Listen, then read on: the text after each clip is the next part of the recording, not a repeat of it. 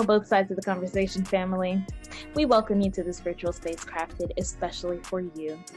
My name is Jada Curry, and I'm both sides of the conversation's marketing director and graphics design specialist.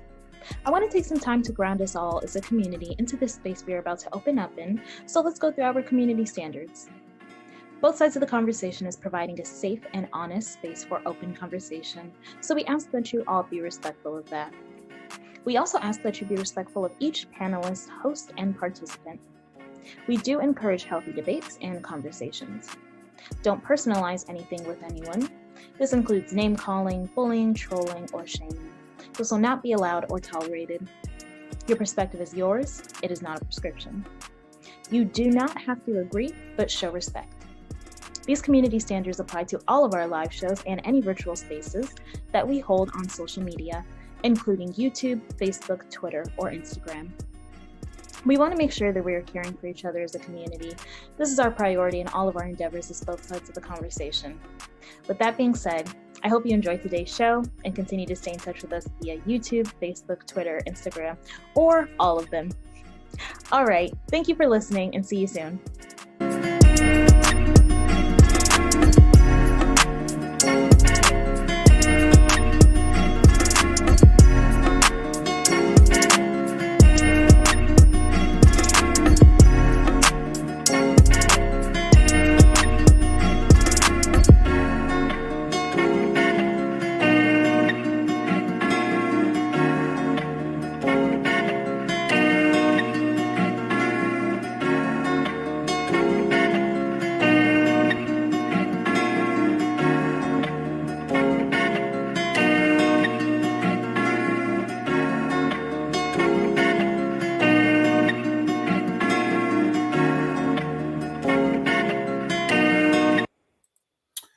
Welcome, everybody, to Both Sides of the Conversation. I'm John Henry, Executive Director. Today is Sunday, so you know what that means. We're going to have another Sunday conversation. Today, we are having a powerful conversation.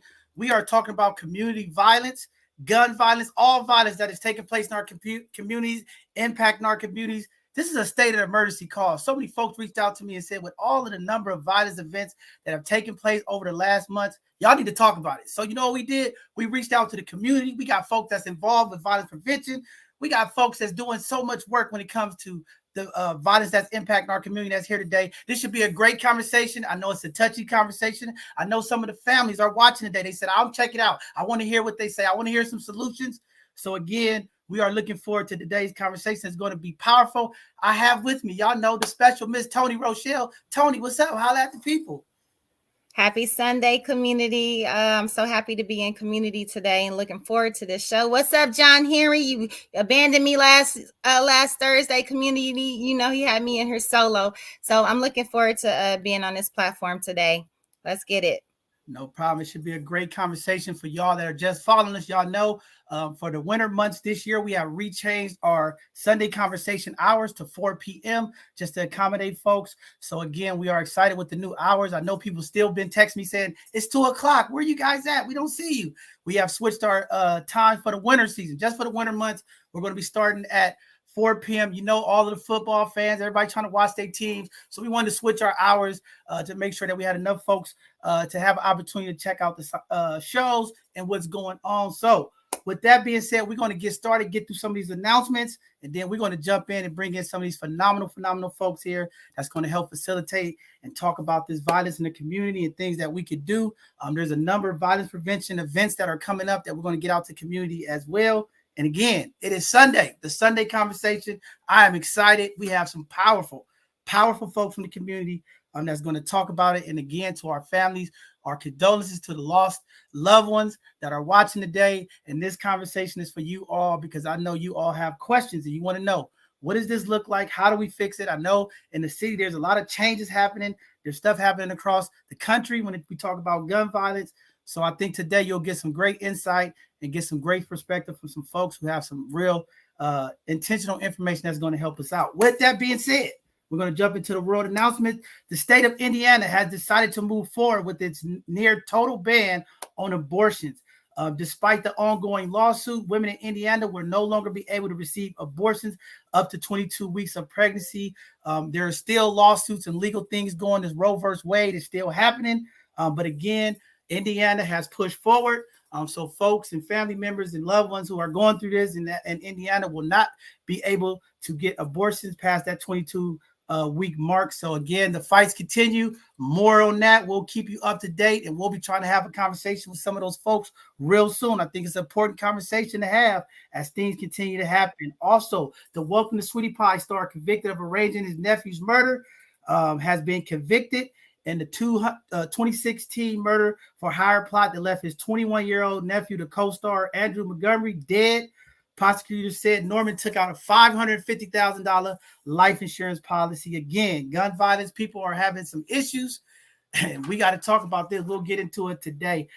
Very, very tragic news to find out that. But again, this is the type of things that happen in our community. Also, we're talking about violence today. In the city of Indianapolis, a mother was gunned down in front of her children while dropping them off at a daycare. They said a woman was shot in front of her children's child care in Indianapolis on Friday morning. The woman has yet been identified, but there was reported that she was driving her kids off. She was pronounced dead at the scene. The Indianapolis police located the 33-year suspect in the killing, who was shot by the officer. This is tragic information. There's been a number of shootings around here. Every time I hear these type of stories, it brings me to an emotional point.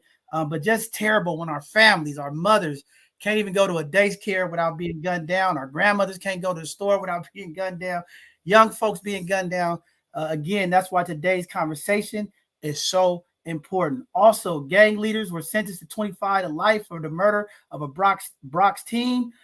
Two alleged gang leaders involved in the tragic murder of the Bronx teens, Leandro Jr. Guzman, was sentenced to 25 years to life to prison. And two other folks, Cedro, 33, and Frederick, 24, is now faced with that sentence on Friday afternoon for the 2018 murder of Junior. Again, this gun violence is impacting us not only here in the Bay Area, but across this United States of America. And just sad, just terrible. With that being said, we'll jump into our community announcements. We have a number of events that are still going on. I want to first give a shout out to all of the amazing organizations that were doing work this weekend. I know the rain messed up our Sunday streets and some of the other events that was taking place, but the OMI repainted the Invest Black and the Black Lives Matter mural over in the OMI this weekend. So great turnout for that event. And, it was nice just to see a community still moving forward, doing stuff, even with the weather conditions coming. Great to see that. Also, our first event to go over is the Bayview Swim and Splash. The 8-week session has started September 12th through November 4th. The San Francisco Recreation and Park Department at Martin Luther King Jr. Pool is in session now. If you would like to sign your young people up, our community folks, please get them out there. You can go to 5701 3rd Street and go get these free swim lessons. When we talk about changing the narrative, we want to change the narrative that our young folks in the community, okay, they always say black folks can't swim. We scatter water. This is an opportunity community. Free sessions. Get out there. Take your young people. Give them an opportunity to learn how to swim. Also, the community listening session is happening. The San Francisco Police Department is rewriting its rule around pretextual traffic stops. That is happening Tuesday, September the 20th, 5:30 p.m. at the Bayview Opera House, 4705 3rd Street. Please, you have to register at the Office of Racial Equity. That information is up on the screen. Be a part of the conversation. Just don't complain and say, oh, the police is always racial profiling me. This is an opportunity to have your voice uplifted and heard. Go to the Bayview Opera House this Tuesday, and let's talk about what's going on with these traffic stops. Also, you want to know more about the monkeypox, the mpox, they having a community town hall meeting Tuesday, September the 20th, 6 p.m. to 7:30 p.m. This is a virtual event, and it's going to also be in person. The invite information is up on the screen. Please check them out if you want to be a part of that. You want to know more about it. The in-person is going to be at the San Francisco AIDS Foundation, 1035 Market Street. Great town hall for folks that want to know more about monkeypox. And if you missed our Educational Thursday, you could go back. We had Dr. Scott come on here and do a phenomenal presentation about monkeypox, so you can learn a little bit more there too from our YouTube channel. Also, the Robot Strut and Rapping Workshop is taking place Wednesday, September the 1st and the 28th from 4 p.m. to 9 p.m. at the Bayview Opera House, 4705 3rd Street. As you all see, I am so proud of the Baby Opera House staff as they are now opening up the space to our community. We was locked out for a while. We couldn't do events, but with the new leadership of D. Hillman, Ashley Simply, all of the folks in there that are doing stuff to impact our community, they are opening the doors and letting our community back into our space. So we are happy to hear more and more events are happening there, and they're doing a lot more over the next couple of months. So shout out to the Baby Opera House. Also, the Quality of Life Festival and Advocacy Day is happening September 22nd and 24th. 2500 Independence Avenue in Washington, D.C. That's going to be an event that's going on. The information is on the screen. Please check out that event. Is very, very important. Also, the 9th annual KMJ Sickle Cell Warrior Walk is happening Saturday, September 24th, 10 a.m. to 2 p.m. at the Baby Opera House, 4705 3rd Street. This is a very, very important walk, okay? As we all know, sickle cell has been impacting the Black community for decades, and there's more money and funding going to research, but we definitely want folks in the community to come walk and rally in support of those suffering with sickle cell. Very, very important cause. Also, the OMI roller skate party is happening Saturday, September the 24th, 12 p.m. to 3 p.m. It's going to be at 289 for Lazarus Street between Exhibit and Capitol in San Francisco. That's over in the OMI.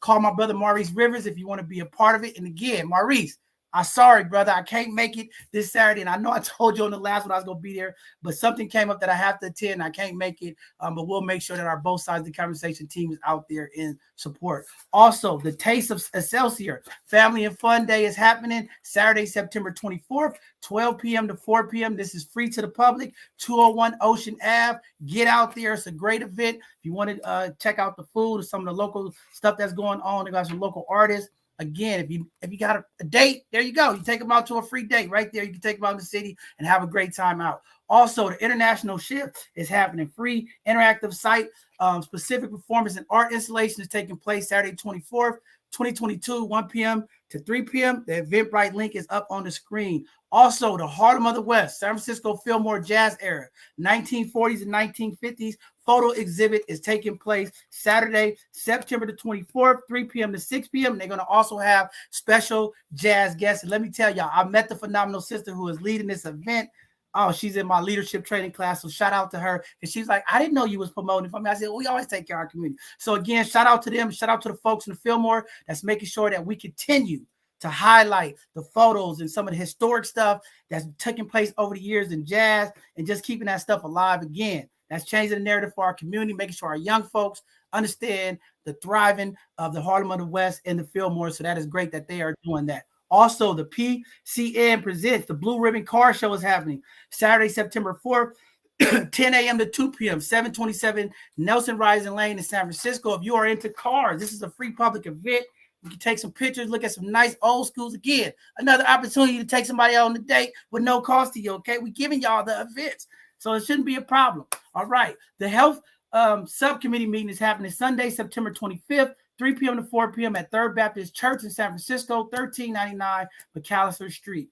Also, the D10 Safety Plan Violence Prevention Peace Rally is taking place October the 1st, 11 a.m. to 4 p.m. at District 6, 428 11th Street in San Francisco. If you would like to get tickets, please click on the link below so that you can get those tickets. Again, this is a violence prevention rally. Our own District 10 supervisor, Shaman Walton, is going to be out there. There's a number of Bay Area artists that are going to be performing. They're going to have a town hall meeting talking about this violence, similar to what we're going to be talking about today. So get out there, support the cause, and come check out some of the people in the community that's trying to stop the violence in our communities. Also, the Saturday Mother Poplar Village is happening Saturday, October the 8th, 1 p.m. to 4:30 p.m. It's going to be at 1201 Mendale Street at the corner of the Mendale and at the Baby Opera House. Again, this has been going on for the last year. If you are pregnant, they got family resources. They're going to be doing stuff for fathers. It is a family gathering. Come out there. There's a lot of resources. They're going to have mental health support.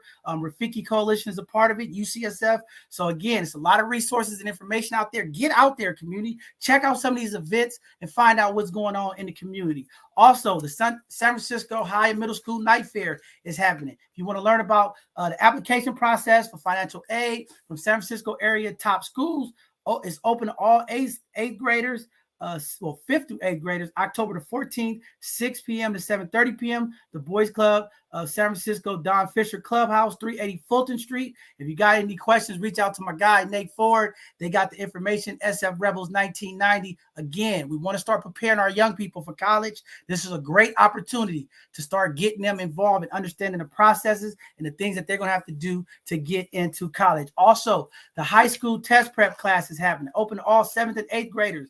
You have to prepare to take the placement test for the HSPT exam. Classes are starting in October. Also, reach out to Nate Ford. Again, they're doing their part to make sure that our young folks are equipped, okay, and they are going in there successful and ready to go past these tests so that they can move on to the next level. Also, Peace Parks, they are continuing to present the Friday Night Fun Night every Friday, 5 p.m. to 8 p.m. at the Hamilton Rec Center, 1600 Gary Boulevard in San Francisco. They are doing some phenomenal stuff in there. You can come get free haircuts. They're playing movies. They have food. They're doing a number of things. Again, a great space to get our young folks off of the corners on Friday night. Take them to the Hamilton Rec Center. They got some positive things going on in there as well. Saturday Family Fun Day is happening. Field trips, sporting events, and much more. Every second and fourth Saturday, reach out to Nate Ford over at SF Rebel. They are doing a lot to try to get our young folks involved with stuff and get them off of our streets.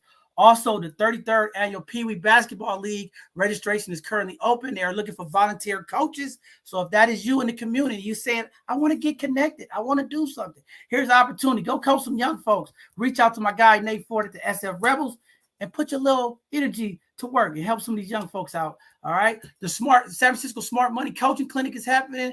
Free confidential financial guide for anyone living and working and receiving services in San Francisco. All you have to do is schedule an appointment by calling 877-256-0073. Again, we are always going to promote financial literacy in our community. The only way to prosperity is we have to build generational wealth. And it starts with classes like this, teaching you how to budget, how to do the things that you need to do. So again, make an appointment, go out there, get your budgets in order, get your money right. As they say, the new year is coming. Start preparing now so your New Year's resolution will be in place.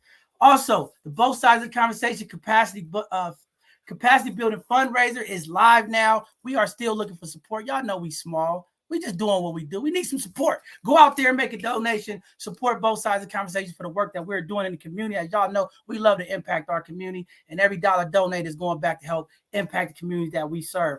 Also, we are still looking for volunteers, folks who would like to support, come on board and help us out. If you got skill sets, you have things that impact the community that you feel you can make a difference, sign up on our website today. Come join the team. We can have you do some amazing things to help impact the community. Also, you can support us on Amazon Smile by choosing Both Sides of the Conversation as one of your charitable organizations. No extra cost to you, but I know y'all ladies love Amazon. Every time I drive by houses, there's an Amazon truck. So why not help an organization in the process?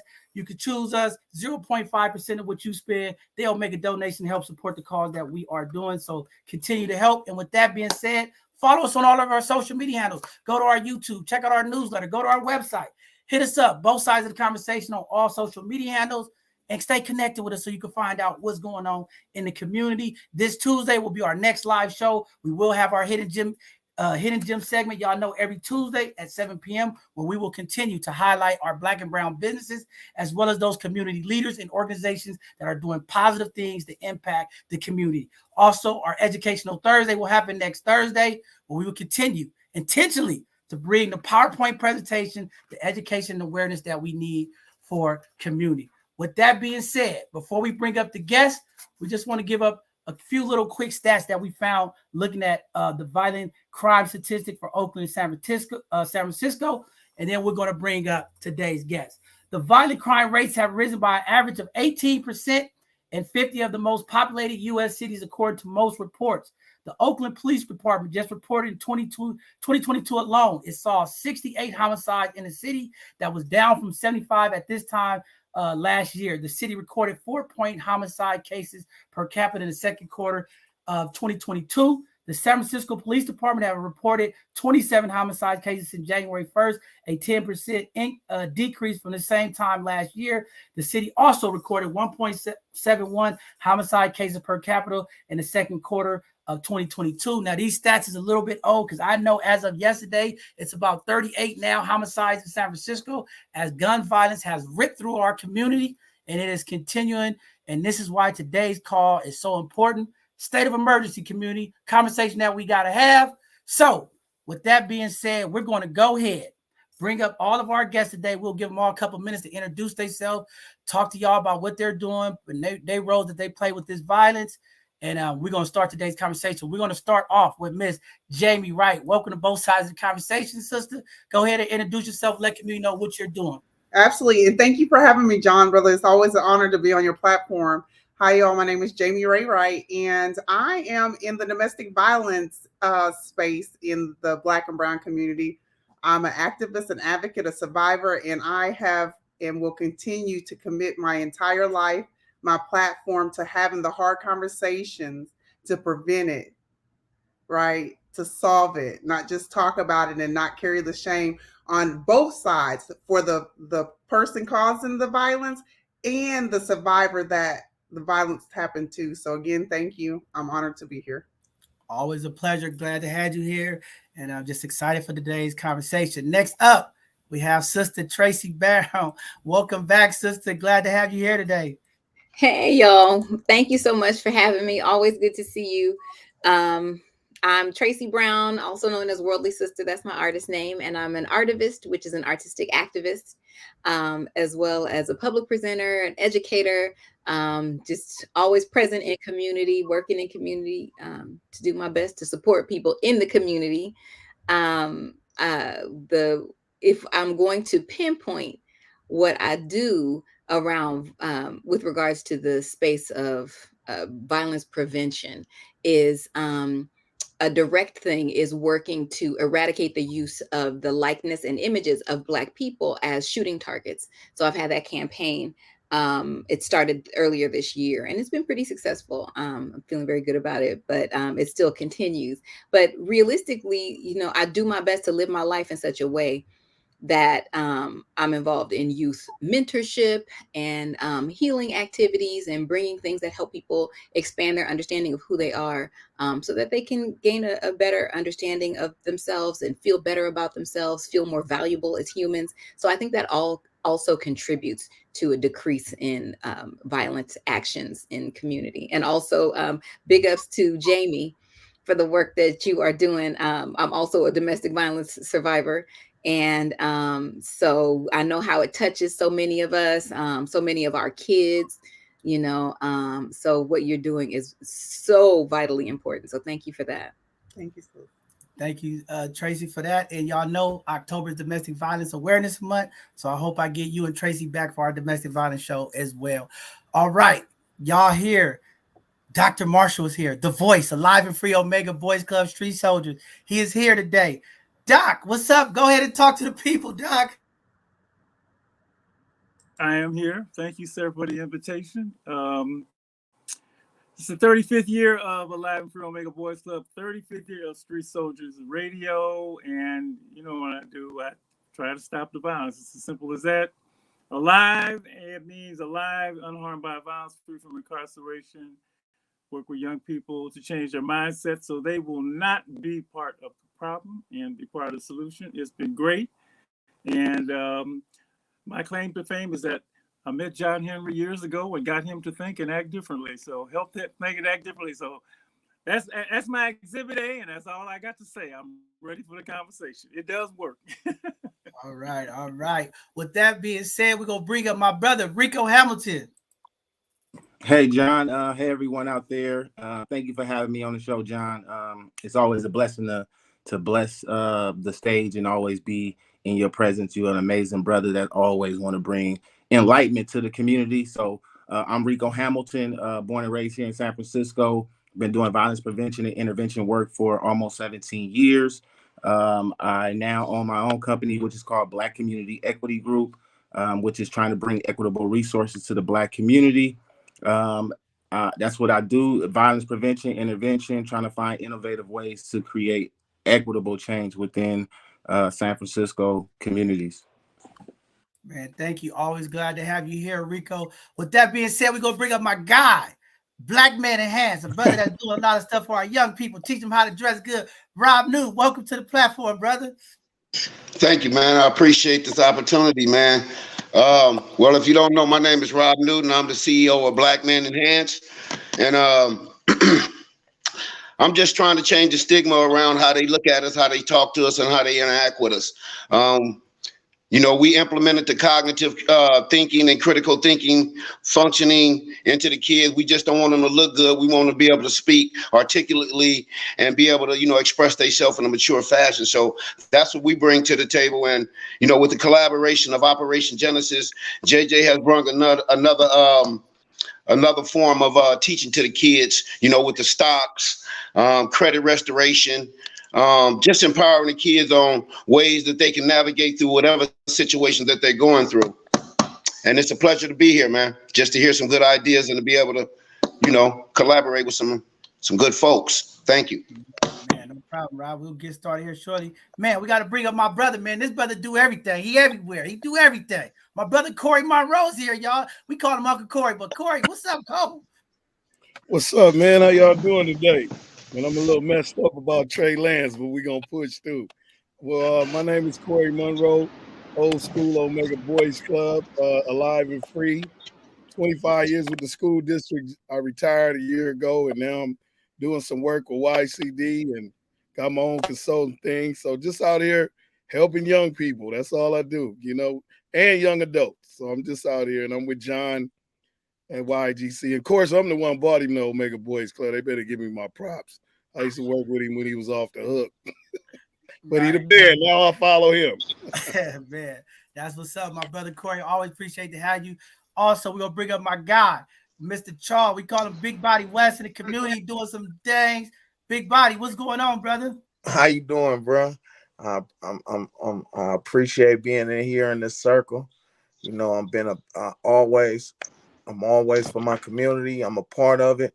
I help kids out, like adults, everybody. I just want to see my people do good. And, I just want to have peace, man.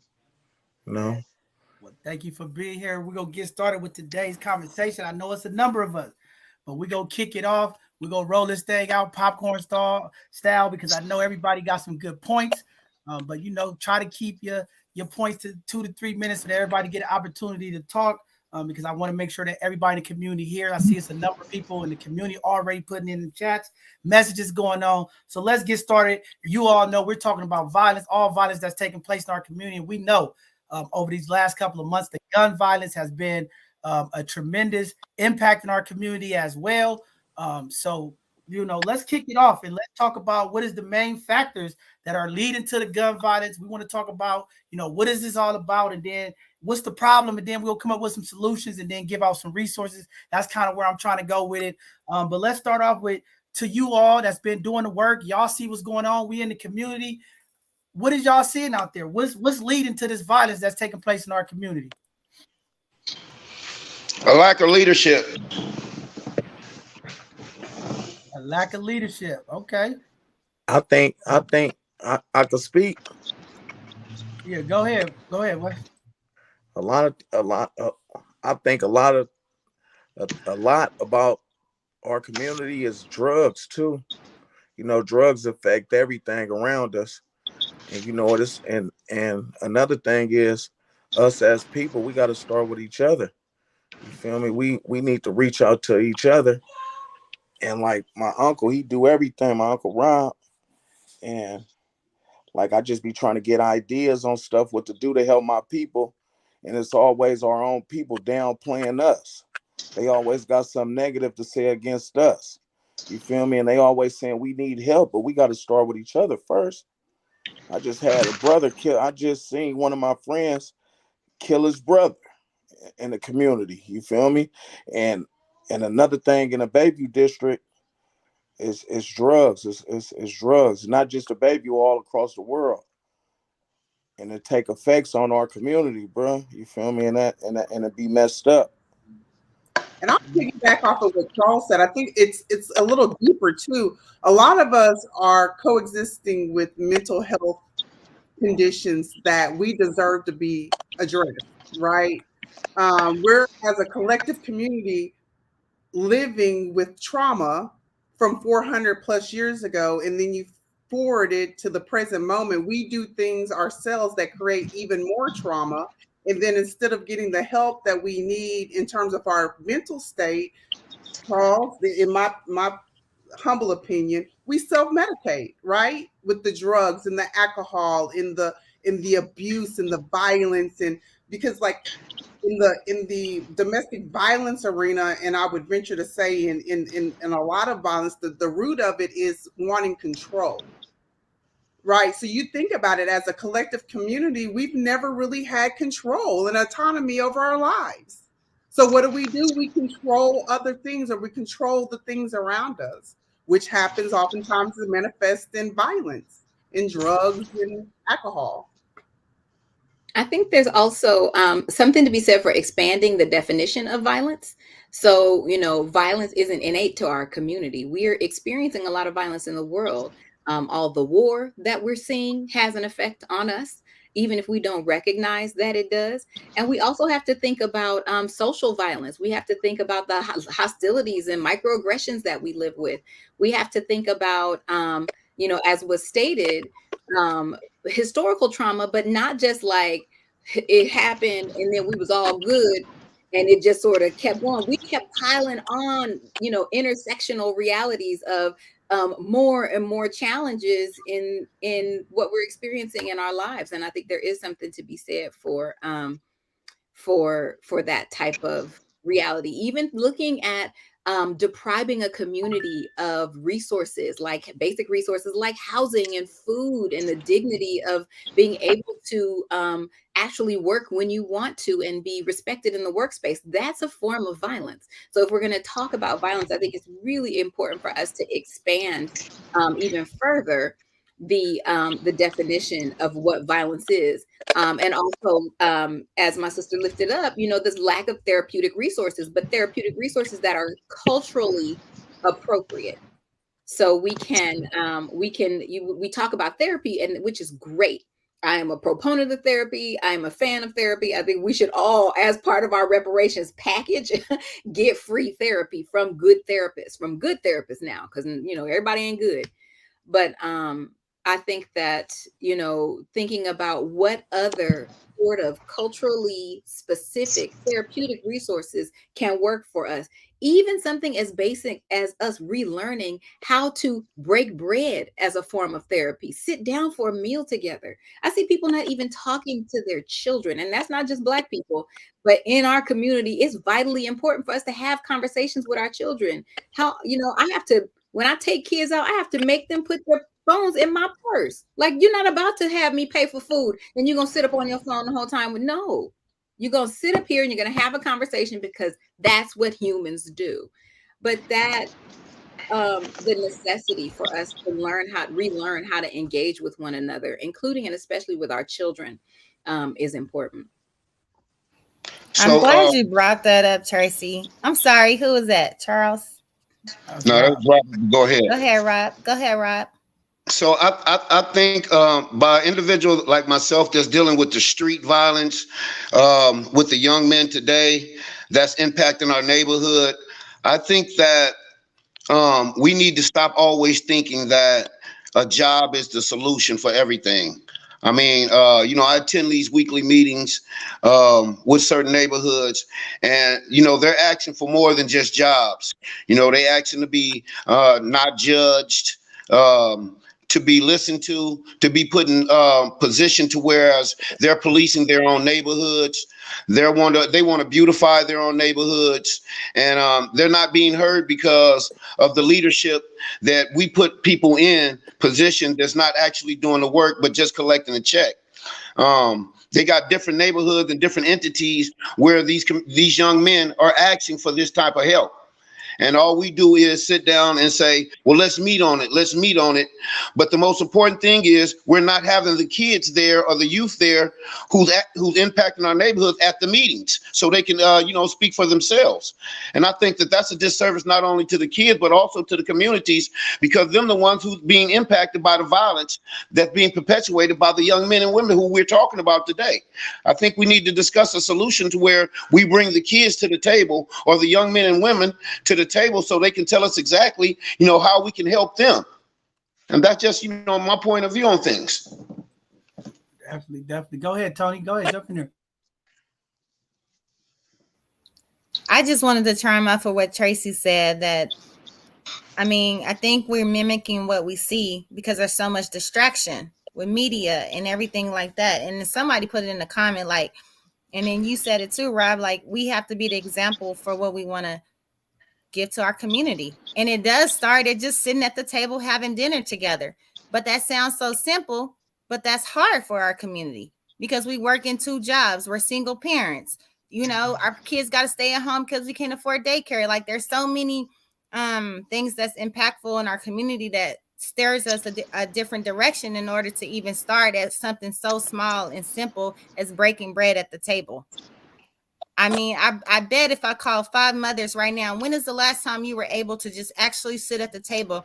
Well, we used to have dinner at like 5 o'clock, 5 p.m., and we all sitting at the table. And that's when you discuss the things that have happened during the week, what's going on. We don't get to have those type of conversations in our own household anymore, let alone to go out in the world and lead those directions. So how do we get back there? I don't know. Right. Rico, you want to jump in there? Dr. Marshall, I see you keep getting kicked out. Dr. Marshall dealing with the Wi-Fi bug today. But Dr. Marshall, you want to jump in there then, Rico? Yeah. Well, it pops in and out. I don't know how long I'll be able to stay, but you know, I've been doing this a long time.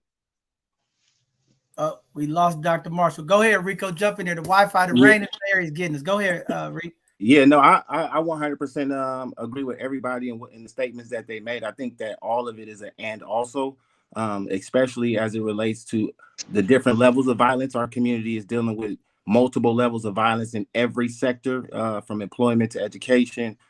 We can go on and on and on as the violence. I think that one of the main things Rob touched on it as it relates to our leadership.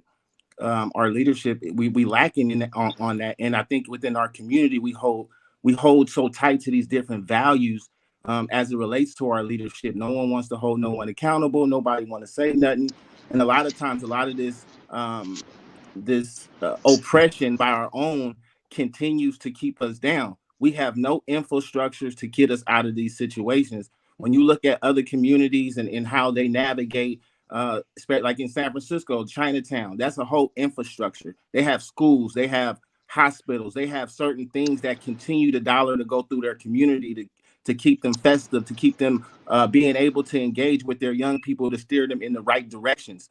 In our community, the people who are in those positions to help create infrastructure, they have failed us. Those infrastructures aren't in place. When we talk about education, when we talk about employment, we talk about anything in those regards, we don't have it. So when we get to these situations where, like Rob is saying, where we want to sit down and we want to better understand why the violence, the people who are least connected to the streets is the one who's saying what should happen, and that don't make no sense. Rob knew, I've been knowing him for a long time, and he's really out there in the community creating innovative ideas for these young people. But how many Rob Newts is there?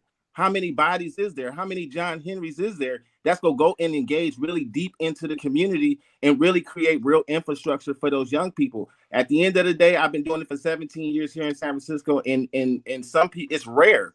It's rare. And I think it's an and also as it relates to domestic violence, create infrastructure as it relates to education. I know Dr. Marshall, he sent a lot of kids to college. That's an and also because it works. It's been working. So how do we look at all this and create a real infrastructure that is for us, by us, and we're all able to see it? Because right now we work within our own bubbles, and within our own bubble, we haven't been successful. It hasn't worked, and it hasn't been successful. Yes, we do say one person we save life is good, but that's not good enough for me. Because we all are related here in San Francisco, Oakland, and one death affects us all more than the one life we actually saved. So I think that we really got to look at it in that perspective: is what is our leadership is doing, and then how do we hold them accountable without holding on to the belief systems that they actually has been teaching us that is all wrong. I agree 100%, Rico. And, you know, everybody has touched on something I think applies, not just here in San Francisco Bay Area. This is happening in Black and brown communities all across this country and beyond. But Tracy hit on something that I really want to talk about because, again, I hear about this mental health. Okay, we have mental health providers in our community that don't provide the services. We have mental health folks who don't look like the people that look like us. How do we get these providers into our community? One who looks like us, who can identify culturally, right? And then how do we as community make going to see a therapist healthy? Because we can put all the mental health therapists in the community, but if nobody shows up, what good is it, right? We got folks that do mental health now in the community that bring services for gun victims, for domestic violence victims, and where they at in the community. I got 8 families who've been murdered in the last month. They can't get no help. They can't get no services. So when we talk about organization, and this is why I get pissed off when people talk about, they get on these calls with our leaders and we got to meet people where they at. Well, meeting people ain't where they at don't mean come down to my office, okay? So we got to figure out a strategy that we get into the community, like Rob said, and touch the people that are actually needing these services. Because I'm on these calls, and I hear people all the time talking about, well, the way we get to people, we got to meet them where they at. I go, what does that look like to you? And then you ask them, how do I connect with you? Oh, come on down the street to my office. Well, the people that's dealing with this, they ain't coming down there. You got to cross 2 gang territories. So we got to get innovative and intentional with our strategies on how do we provide these services into our community. We know we deal with gang violence. We know we deal with turf wars. So some of these organizations are in areas where people can't go. So now what do? Right? One thing the pandemic taught us is that we could do things online through Zoom, but how do we get this teleservice to our community? And how do we get people that look like us involved? And how do we get the people who are victims, who have been used over the years, who don't trust the system, right? Because that's a big part of it. We know they need help, but previously I went to this program and they used my information for this. You get what I'm saying? So we got a lot of trust issues too that we got to fix in our community. And that's just the truth, right? And like Rob said, I'm going to highlight something else that Rob said that I think is very important. It's too many people bringing these kids to gun violence prevention summits and shows, and them ain't the kids that's doing the violence, okay? We got to get the actual Ray and Pookie and them that's out there. How do you connect with them? You get what I'm saying? Because I see people that's going to we got all these kids. I went to this thing in Oakland. These ain't the kids that shooting. The kids that shoot standing on the corner, but nobody want to go down there and talk to them. So now we got to think, how do we tackle that, right? And I think that's a good segue. Dr. Marshall, go ahead and jump in. I know you having Wi-Fi trouble, but go ahead. But that's the stuff that I want to know, because I agree with Rob. The kids that's coming ain't the kids that's doing the crime. It's the kids on the corner that nobody want to talk about. You know what I mean? Or Corey, go ahead, jump in there, Corey, because Dr. Marshall having problems. Go ahead, jump in there, Corey. Well, first off, Ray and Pookie ain't coming nowhere. Ain't gonna leave the hood. I mean, we've been going up there talking to some youngsters in different parts of the neighborhood. They scared to leave their block. Understandable. They got some serious beef, so they ain't showing up to stuff like that. And secondly, the world is suffering from mental health issues. We got leaders that attack a whole nother country. We had a crazy ass president, super mental health issues. And personally, we all got them. I'm one too. I got some mental health issues, but I get help. You know what I mean? We all get help, man. But the thing is, it's serious. We got to stop the taboo about mental health and what's around it. And then we got to stop gossiping about people when they get mental health services. You know what I mean? A lot of it has to be with us. I remember being young, my mom died and I had a therapist. And, I went, in the community, they didn't like it, but I went over to Van Ness, and the Jewish kids had, they call it a streak. Shit, we was all going. It was just a fun thing to do. Everybody just had a streak. So we have to break all that stuff and realize that help is help. You know what I'm saying? And then tell the truth. Like, we ain't no real therapists. I love the church, but the church ain't no therapist. We got to tell people to go get a real one. You know what I'm saying? And outside of the church, the mosque and everybody else, we got to tell people to go out there and get that mental health, because it really does help. I know when my parents died, it helped me. So I always encourage people to go out there. And if you feel ashamed, get you a Jewish friend, and they'll tell you, hey, man, let's just go see this shrink together. It's just something they really their community, and it's just a real thing. Doc, we got you back, Doc. You there?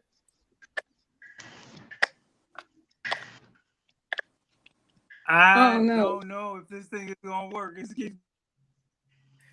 Doc must be on dial-up. Oh no! I know, right? Dr. Marshall, you gotta catch Doc up. You can hear us, Dr. Marshall. Just restart your whole whatever you want. Hey, whatever, John. it'll just be started. But I think I appreciate what you're saying. And the words that Corey just shared with us. I do though want to lift up the reality that therapy, like what we're saying, culturally appropriate therapy doesn't necessarily mean going to see a therapist. It can, and I'm not hating on therapists or therapy. I'm saying that there are various types of therapeutic resources, and we do also need to look at the value of things like spirituality. And notice I did not say religion. Religion can be very therapeutic for some people. I remember when my cousin got shot, I went with my auntie to church, and I saw an exchange between her and her mourning and grief, and the choir and the preacher. That was like something that I've seen in rituals in Africa. Like there's a lot of African spirituality in the way that we pray and praise as African American people. So there is a therapeutic value to it, but I agree that we need to make it, and we want it to be holistic. There's an organization called the Association of Black Psychologists, also known as the ABPSI, and they're based here in the Bay Area. I'm going to put a link to an article about a project that the founder of ABPSI is working on currently, and they're called healing hubs that are community based, and they're folks just like all of us who are from community, live various types of lives in community, but are providing therapeutic resources that are culturally specific, and that also include things like rites of passage ceremonies, grief, things that are about release, et cetera, et cetera. So they're much more creative, and like you're saying, going into community and being right there. I know for me personally, when I was a minister in training, I did this more obviously before the pandemic. I was a minister in training in a Pan-African spiritual community, meaning a spiritual community that studies spiritual practices prior to colonization, so pre-Christianity, Muslim, etc. And when I would see altars on the street, I would stop and pray. I would stop, I would pray, I would pour libation, and then I would talk to the youth that were standing there mourning their friends. And they would be like, how do I get to you? No one ever talks to us. No one ever sees us. But something as simple as just talking to kids, just going up to them, offering them what you can in terms of support is really huge. And then formalizing that and making it into formal programming like they're talking about with these healing hubs that are community based is extremely valuable. And even when we talk about breaking bread don't have to be the dinner table now. You could have your chicken McNuggets and she got a whatever sandwich. I'm just using that as an example. I'm not recommending chicken McNuggets, but you can have whatever, you in the car together, and instead of everybody being on their phone or swiping on Instagram, what if you're talking? What happened to you today at school, Tramika? How you doing? You got your science fair. What kind of homework you got, Ray? How are you? Who are your friends? What are you thinking about? How do you feel about? I know you lost your friend. Do you miss him? What makes you feel sad about not having your friend around? Just having these conversations, even just talking to children, whether it's you sitting with them on the bus or you're in the car getting food or you're on the way to school or whatever. Those are valuable things. So definitely. Rico, go ahead. Rico did Doc. Let's see if we get Doc. No, Doc, let Doc try first, because go ahead, Doc. Yeah, he's getting kicked out. Go ahead, Rico. Go. Yeah, no, I was just gonna say, like, John, you 100% on point as it relates to a lot of the services and how they lack within our community. I think a lot of it is really just us, the whole model that we used to practice, the each one, teach one, reach one, and how we were as a village. The whole village concept has been taken away, and now we became a neighbor that hides, which is the neighborhood. And we do not no longer hold each other accountable. We don't talk to each other children. We dare someone to talk to our children. And we don't mobilize the actual services that we have. So when we look at the community and we look at now how there's these invisible lines where certain young people can't cross these communities, and those communities can't cross other communities, we have events in places where we know that everybody can't reach, which is to me is like it has to be mobilized. If it's not mobilized, then it's not reaching everybody. It's only reaching a target population. I remember when Robert was creating a program that was actually helping young people within the housing developments to clean their development, to get the actual support that they need to uplift their community. That should have been piloted in every last community throughout San Francisco, right? But someone like Rob, who's actually doing the work, don't get the funding. They give it to someone who numbers look good, who know how to write the actual information really, really good. So then now it becomes a hustle game, or people they begin to play with the actual system based on the actual number matrix, opposed to based on the actual measurable outcome that we can actually see within the community. And that model actually worked. A lot of young people are doing some amazing stuff. So it's really like, how do we mobilize a lot of these services? Because no one's going to the therapist down the street if it's within an area that I possibly can get hurt. Like someone who has been a victim of violence and know all of the Black therapists within San Francisco, and I reached out to every last one of them and not one of them to reach back out, that's crazy to me, right? That's crazy as someone who knows all of the Black therapists within San Francisco, and they practice all type of ways. I'm not sure on all the ways, and I don't even want to mess up the name of those different ways, but none of them came out. They reached out. None of them showed the actual support in helping me. So now I have to go through the medical field and get somebody who's white and try to figure that part out. But it is what it is. So that's why a lot of young people aren't doing it, because as a people, sometimes we fail them, and we're not realizing if you fail one, that one time you're inconsistent can be the one time that it actually messes them all the way up.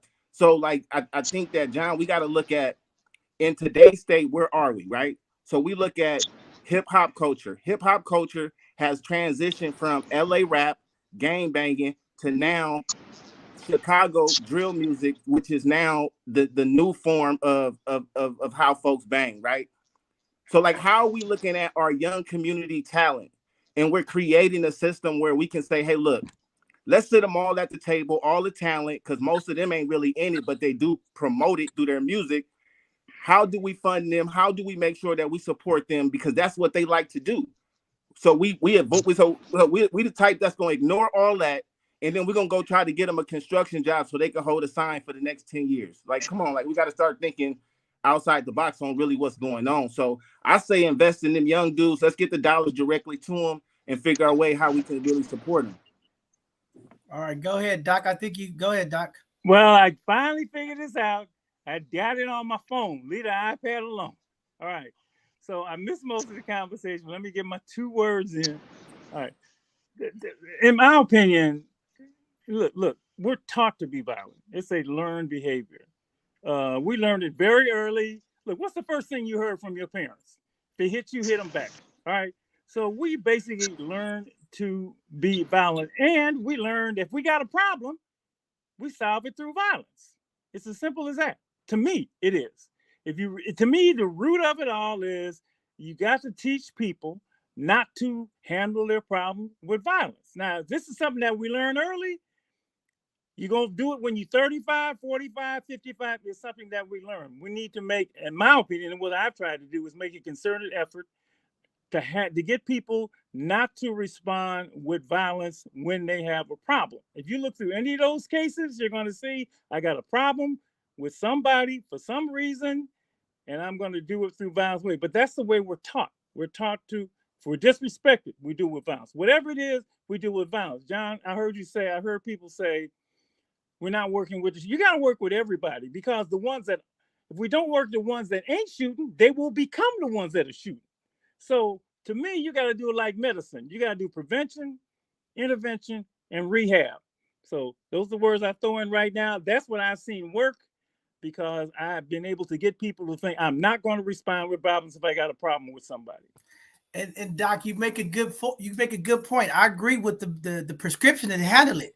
But in our community, what's happening is the models aren't working. There's no prevention.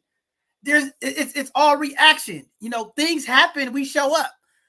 We highlight it, we walk back to doing our day-to-day business, and then it happened again. So the preventive measures is where we really need to focus on. And what does that prevention look like? You get what I'm saying? Because I think that's the essence of it. But I agree 100% with you. It's the adults, okay? And I tell the youth when I talk to them, every time I talk to youth, the first thing I try to tell them is I apologize for the adults because we are our biggest problems to our youth, okay? You look at the behavior from the adults in our community. We got elders of the community who are very divisive. I see it now. Older folks leading the community. I'm from here. These is my kids. Them is your. So it starts with the adults. Then the kids see it. I don't want to go over there. Don't mess with them. You with us. So it's a learned behavior that we all have to identify and tap into. But I think the problem is the adults. Dr. Marshall, the more and more I do this work, okay, the more and more that I'm involved with these community folks, the more and more I'm believing. And I know people take shots at me because they think I'm all in love with the youth. Okay. I believe the youth. The problem is our adults. And I think Rob hit it the nail right on the head when he started with poor leadership. We got elders in the community who don't want to pass the torch. We got elders in the community that got their own issues with other folks, and that leads to our kids. They're not passing the torch. They're not working with the young people. Our young people John, see the point this. I always made was that youth have young people have turf because adults have turf, right? You have to be the example of what you want to see. So if you're going to handle your beef with violence, then the kids are going to see that, right? You have to live what you want to see. And a lot of the problem is, I mean, not a problem, but part of it is people who get caught up then go back and try it. But you have to not be that way in the first place, and that's what I'm saying. If you don't want violence, you got to act differently and you got to stand that no matter what.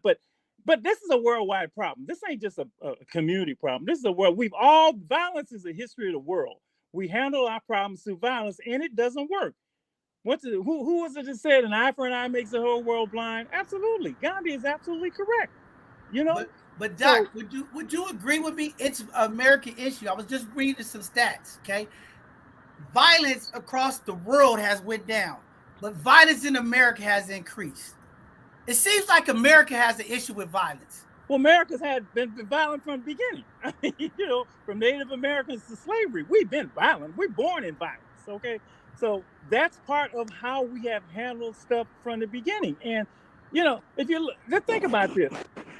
Martin Luther King did something that was remarkable. He actually changed the world through nonviolence, which is crazy, which is, think of it. But those people actually practiced being nonviolent. They practiced it. They went into stores. They didn't react. Now, whether you didn't like it or not, you call them weak punks or whatever, and we don't call Dr. Being a punk. But they practice it. And if you want violence, you got to if you don't want violence, you got to demonstrate something different. But most people, like I said, you tell kids early on, if he hits you, what you do? You hit him back. So they already learned how to be violent. We always teaching our kids, if he disrespects you, get him, whatever. Violence is a learned behavior. And since guns are so prevalent, what's the easy way to handle stuff? John, you won't believe this, people, I grew up in South Central LA. I did not go to a funeral of a young person when I was a kid. Not one funeral. There were a lot of fights. But I didn't go to funerals because, believe it or not, nobody had a gun, or they said it was unmanly to have a gun, right? But that's completely changed now. Everybody's got guns, and everybody thinks the way to handle stuff is with guns. So it's going to be difficult to change, but the thing starts with you. You have to preach and demonstrate what you want to see. People always tell me, Dr. Morris, you need to have a gun because all these kids coming there with violence. I ain't having no gun. I'm not going to. I have to demonstrate something entirely different. Okay, if you want to get me, but I'm not going to do that. But I know I'm different. That's why I think we have had all the successes we had, John and Corey. You've been there. We had all kind of people. But what did we show? We showed something completely different. I'm not going to do it this way. We never hit you. We never beat you. We never shot you. We talked to you, and we got you to think differently. But that is a tall order, and people want a magic solution. There is no magic solution. You have to do it one at a time, individually, and then you have to applaud those people that don't do violence. We give it all, we give so much love to the people. Oh, man, you kicked his ass. Well, no, man, man, you shot so-and-so, Look, it's a long, hard road, but every life you save is a big deal. And this is not an easy problem to solve because it's a historical problem. Violence is the way of the world. And when you act differently, you're being different than the way of the world. America loves guns. You don't have a lot of violence in all them countries shooting because they ain't in love with guns. They ban guns. We love guns.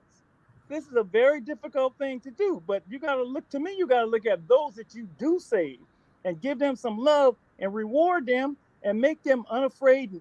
Don't call them no names. Don't call them no punk. We call people names that don't fight. You realize that? We call them sissy, weak, punk, mark, busters. You call them names for not fighting. You know? And this is a male thing. Gotta say, men got a big problem with violence. You know, and I know that. How do we handle ourselves when we got a problem? Violence. So I just say way more than I was supposed to say. So, but that's why I had to get it. Go ahead, Jamie. Go ahead, Jamie. From a solution, we know the problem, right? But from a solution space, I am totally into this thing called transformative and restorative justice.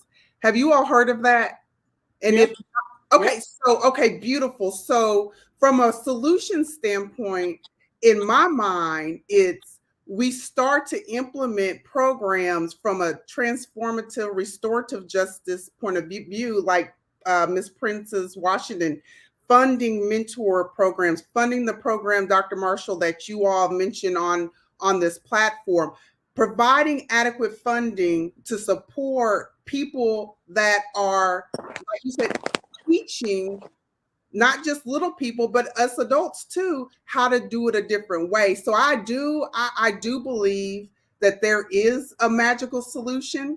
We just have to continue having intentional conversations around the solutions, like transformative justice. And it's not defunding the police, quote unquote. It's taking that pot of money and not just funding the criminal justice system, but also funding systems that are designed to, like you said, John, to prevent the issues. I can see it. I can see it now. I can see Rob and Brother Corey and John, and with the leadership of Dr. Marshall doing the work, like creating preventive based programs that hone in on the adults and the children, right? That are funded with our tax dollars. Because the reality is, if I'm 50 shades of jacked up as an adult, as the leader, guess what? My child's going to be. We're going to continue to pass that down. So yeah, we can continue to work with the little people, but when the little people go home and their families are discombobulated, guess what? The work that we've just done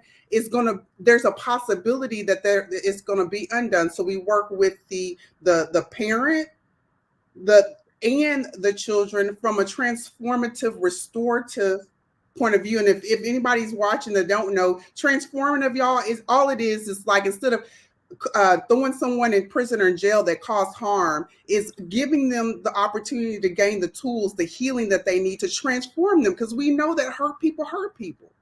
But we also know that heal people. So instead of throwing Jamie in jail for rolling up on somebody, provide Jamie the resources that's going to help me meet with my counselor at 4:30 p.m. Central Standard Time every Thursday. And oh, by the way, take the money and pay that counselor, that therapist, a decent way, so they will show up. So when Rico do reach out to them, they do show up because they take pride in their work, because they're getting adequately compensated. Right? Those are the types of things that I'm talking about.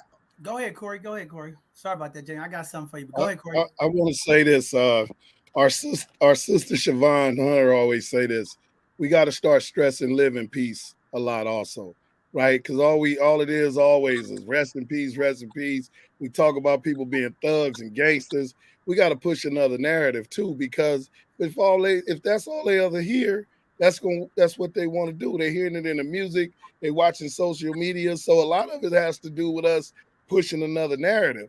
We have to say something other than just jail and death. There are so many young people who are doing the right thing. I've seen people changing all the time. Right in Hunter's Point, right, Fillmore, right. I see it with my own eyes. Me and Jack and John, we had juvenile Dr. Marshall know about working with. We see people change all the time. A lot of people, DPW, Muni, they all ran the streets, was shooters, all that stuff, but they changed. So we have to push that, because if we don't, then everybody will just think is doom and gloom. And it is a lot of doom and gloom. It's gonna always be violence, no matter what. And then people always talking about how gangster they is. You got white boys who ain't never shot a gun in their life shoot 20 people in one day. So the thing is, we have to change this whole thing, because if we don't, then everything gonna remain the same. So the work we are doing is helping. Are we gonna be able to save everybody? We're not, but all we could do is just keep on trying. And we in a major city. All major cities have violence. It is what it is, but we can't stop. But we do have to push another narrative. Every time I turn on my Facebook, Instagram, somebody died, somebody did this. Meanwhile, you got people doing the right thing. You got black colleges having football games. You got black people going to work, youngsters changing, doing the right thing on a daily basis. But we have to push it, because if we don't, it'll just keep being a sad, sad day. And Corey, I agree with you on this, but here's my issue. Jamie, you said some great things. We talk about resetting the system, because I think we have to reset. I think we are at a point, not only here in the Bay Area, but across this country. We got to reset. We got to start back over from A to Z. Right now, I think we at Z, and it's not working. We got to start back to A. And the reason why I say this is because there's a large investment in the black community, especially the black community, that we invest in women, right? And I'm not saying that the investment in women is not needed. And I don't want this to sound weird, because when I say things like this, people get all, oh, John, you turned into a women matters. No, what I'm saying is this, okay? I'm at these meetings, and I'm going to just be real with y'all, okay? There's no man representation, part one. So that's part of the problem. We need to get more males involved. Part two, you talked about resources, okay? I am tired personally of seeing black males who do this work, okay? When we talk about mentorship, violence prevention, brothers like Rob, the first thing that they get offered is minimum wage or less, $25 an hour, $30 an hour, okay? We got to change that model. We're asking black men who's already trying to get their stuff together, work in these communities, work with these kids, putting their life on the line, and the only thing we can offer them is minimum wage. That got to stop, okay? But these same folks, they will advocate for all of these consultants to come in and pay them millions and millions of dollars to tell us how to work with our kids and our community. And 90% of the time, it don't work. So how do we change that model? And that's what I'm saying, resetting the thinking pattern. We'll invest in the white consultant. I see it. Those are different conversations on different levels. But that's a real conversation. I know, but I'm not disagreeing with you on any of that. That's just a different conversation for me than me talking to a young brother and say, look, don't have a gun, don't shoot nobody. This is how, because the reason that we're on the show is somebody died. I'm not saying that conversation is not legit. I'm saying if we don't engage people and teach them a different way of thinking and doing, they're going to shoot somebody. And that, to me, has not a funding's important. I'm the last. Look, I run an organization. Don't tell me funding's important. But it has nothing to do with what I say to a brother that's getting ready to. You remember in school when they had a fight? You remember how everybody just loved watching the fight? Nobody jumped in to say don't fight, right? Everybody hoorah'd the fight. Our mindset has got to be one as an individual. While we're doing the funding, while we're doing this, while we're the brothers doing so and so, do not react with violence. And that's a hard sell, because we're taught to handle things with violence. I'm gonna respectfully push people. Men are taught to handle their women with violence.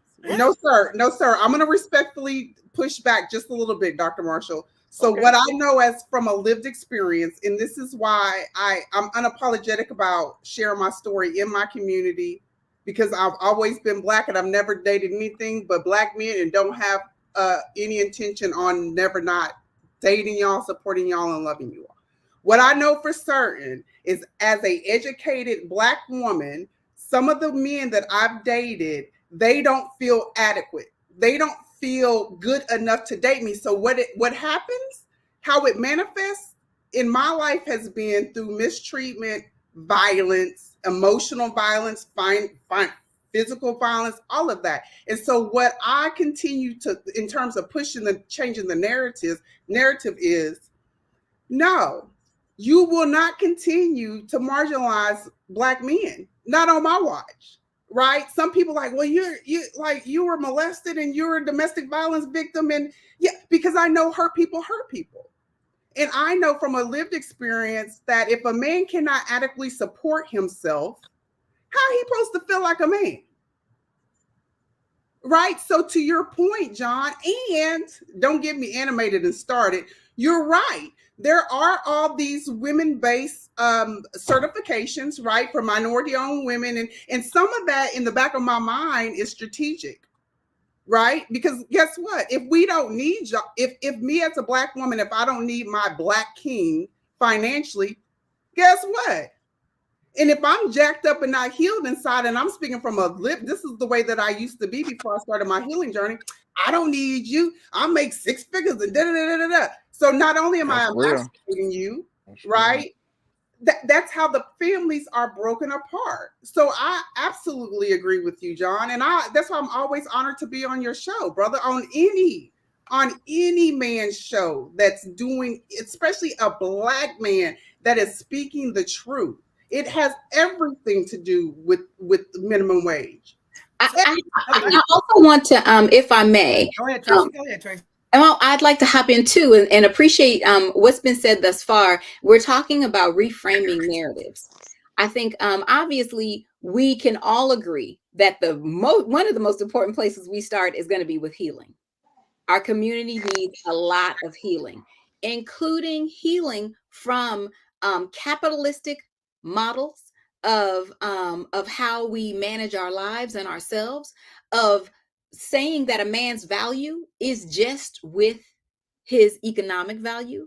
I know that many men don't necessarily feel comfortable with women who are earning more money or have more quote unquote formal education. That said, I think there's something to be said for encouraging brothers to continue to develop themselves on a personal level. You know, reading is no longer illegal, and a lot of brothers don't seem to know that. Right? So having the opportunity you can get a book, you can expand your mental repertoire, your mental space, so that or your mental capacity, so that you can be in relationship with a woman who may have spent time gaining formal education. There's something to be said for that. But there's also something to be said for helping brothers understand how they can be of value in your life without outside of economically. No, we don't want the hobosexuals who are just dating us to try to have a place to stay.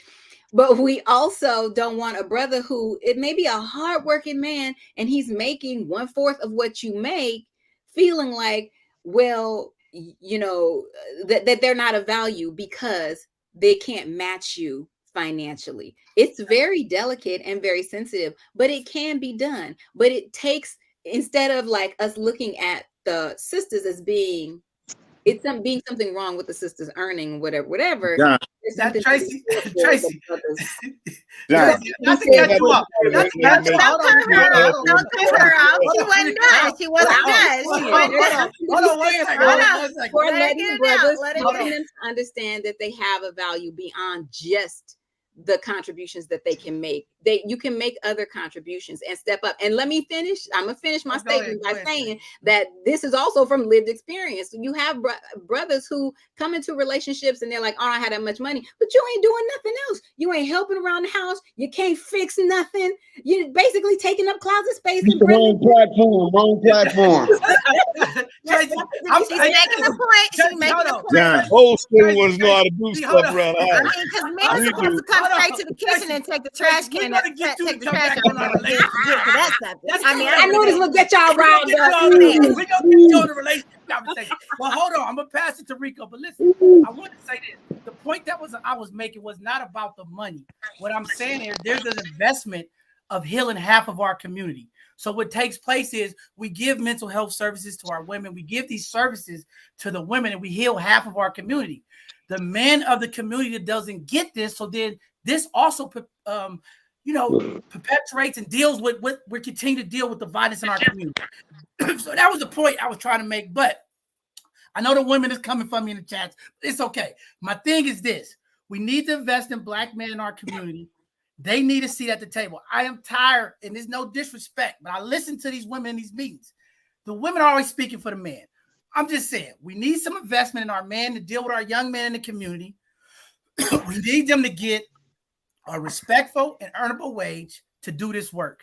And that's just what it is. Okay. So again, when we come to the table for our women issues, there's a lot of money, a lot of invested into it. And all I'm saying is we need that same energy for our men in the community so that they can make that change. And again, I hear you, Doc. We do need to say the positive thing to the young folks, but how do you get those brothers that's in the community? Because I'm telling you right now, there's brothers that stuff's going on in the community, and they like, John, I ain't finna say none of them youngsters. They crazy. They don't want to listen. If we give them an incentive to say, brother, live your lived experience and holler at these young folks, and we got something that's sustainable for you, I think we'll get more men involved. But Rico and then West, go ahead. I got to get those because they've been waiting. Go ahead, Rico. No, John. Yeah, I just was going to just comment on what you said around what happens in meetings. I'm in those same meetings with you, and I see a lot of the intentionality around the upliftment of our women, which is amazing to me. Like I come from amazing women in my family, a strong matriarchic principles, and but just in those environments, it can sometimes make the men in the room feel like we're not valued, because I've noticed certain men say certain things that is actually correct and 100% right, and then a woman come and say the same exact thing, but she had her add her educated twist to it. She said the same thing. All she did was add a different word that we probably didn't know, but that was validated. That was congratulated. That was clapped for, right? When the other person just said the same exact thing, which I think that creates a certain violence within our nonprofit sector. And now a lot of the education around violence and everything within our community is held with our Black women. When I think that it shouldn't be a Black woman or a Black male thing. I think it should be a together thing. And how do we work together to create these different systems? And like, if we know a brother, he has all the knowledge and the information as far as his lived experience, and you have the educational component, why we can't collaborate? You know what I mean? Like, so the people who have the lived experience is looked down upon, and the person who got the education is looked down upon. They're looking at each other like, you crazy, you don't know, and vice versa. So I think, like, how do we begin to unpack? Like, oh, I don't want to say unpack. How do we begin to look at that and make sure that we're not doing that to each other? Because a lot of times, John, that kind of what happens is that we end up in them rooms, and the ones who can articulate it the best versus the one who actually have the lived experience. I think they both go hand in hand. And how do we uplift it together so that we can get what we need to get done? Yeah, thank you. That's real, Rico. Please don't unpack anything. We're going to be on an unpacking mission, okay? We don't want to unpack it today, okay? But Wes, go ahead, Wes, and then Dr. Marshall. Go ahead, Wes. I just want to speak on a few issues, not issues, but I just want to piggyback on a few things and give you my perspective. My perspective is, y'all be in these meetings and y'all talking to these other people. I'm part of the street team. So I'm in the streets with these youngsters, with Pookie and Ray Ray. You feel me? And I want to do something different. But when you get it from them, and another thing is that nobody ain't spoke on, like, I'm 40 years old. It's a whole different era. All of us damn near over here on this thing is 35 and above. So we dealing with 18, 20 years old. We dealing with these kids that's breaking into cars and getting $200,000-$300,000. So how I'm gonna tell somebody that's 16 who got 300,000 in their house, in their room, to stop shooting, don't buy no cars, to go get some jewelry? A lot of people don't understand that this is a whole new era. We going through a whole different type of, we living in a different era. So we got social media. Back in the days, in our days, we couldn't go put something up and make and a million people see us. We couldn't get rich like that overnight. So it's kind of hard to take some advice from somebody who I'm looking at as a bum, or somebody who ain't got what I got. So the youngsters ain't gonna respect that or listening to that. I'm like I said, I'm part of the street team, so I'm talking to these youngsters. I'm with these youngsters in the slums. I'm seeing these youngsters that would, they want to be helped. They want to just be loved. You feel me? But they just got a different mentality. And another thing is that I want to speak on before my phone died is, me, Not like that. I ain't never depended on a woman to do nothing for me. I always been self-made. I always felt I could get my own. You feel me? Whatever a woman did for me is a bonus. But I feel every king need a queen.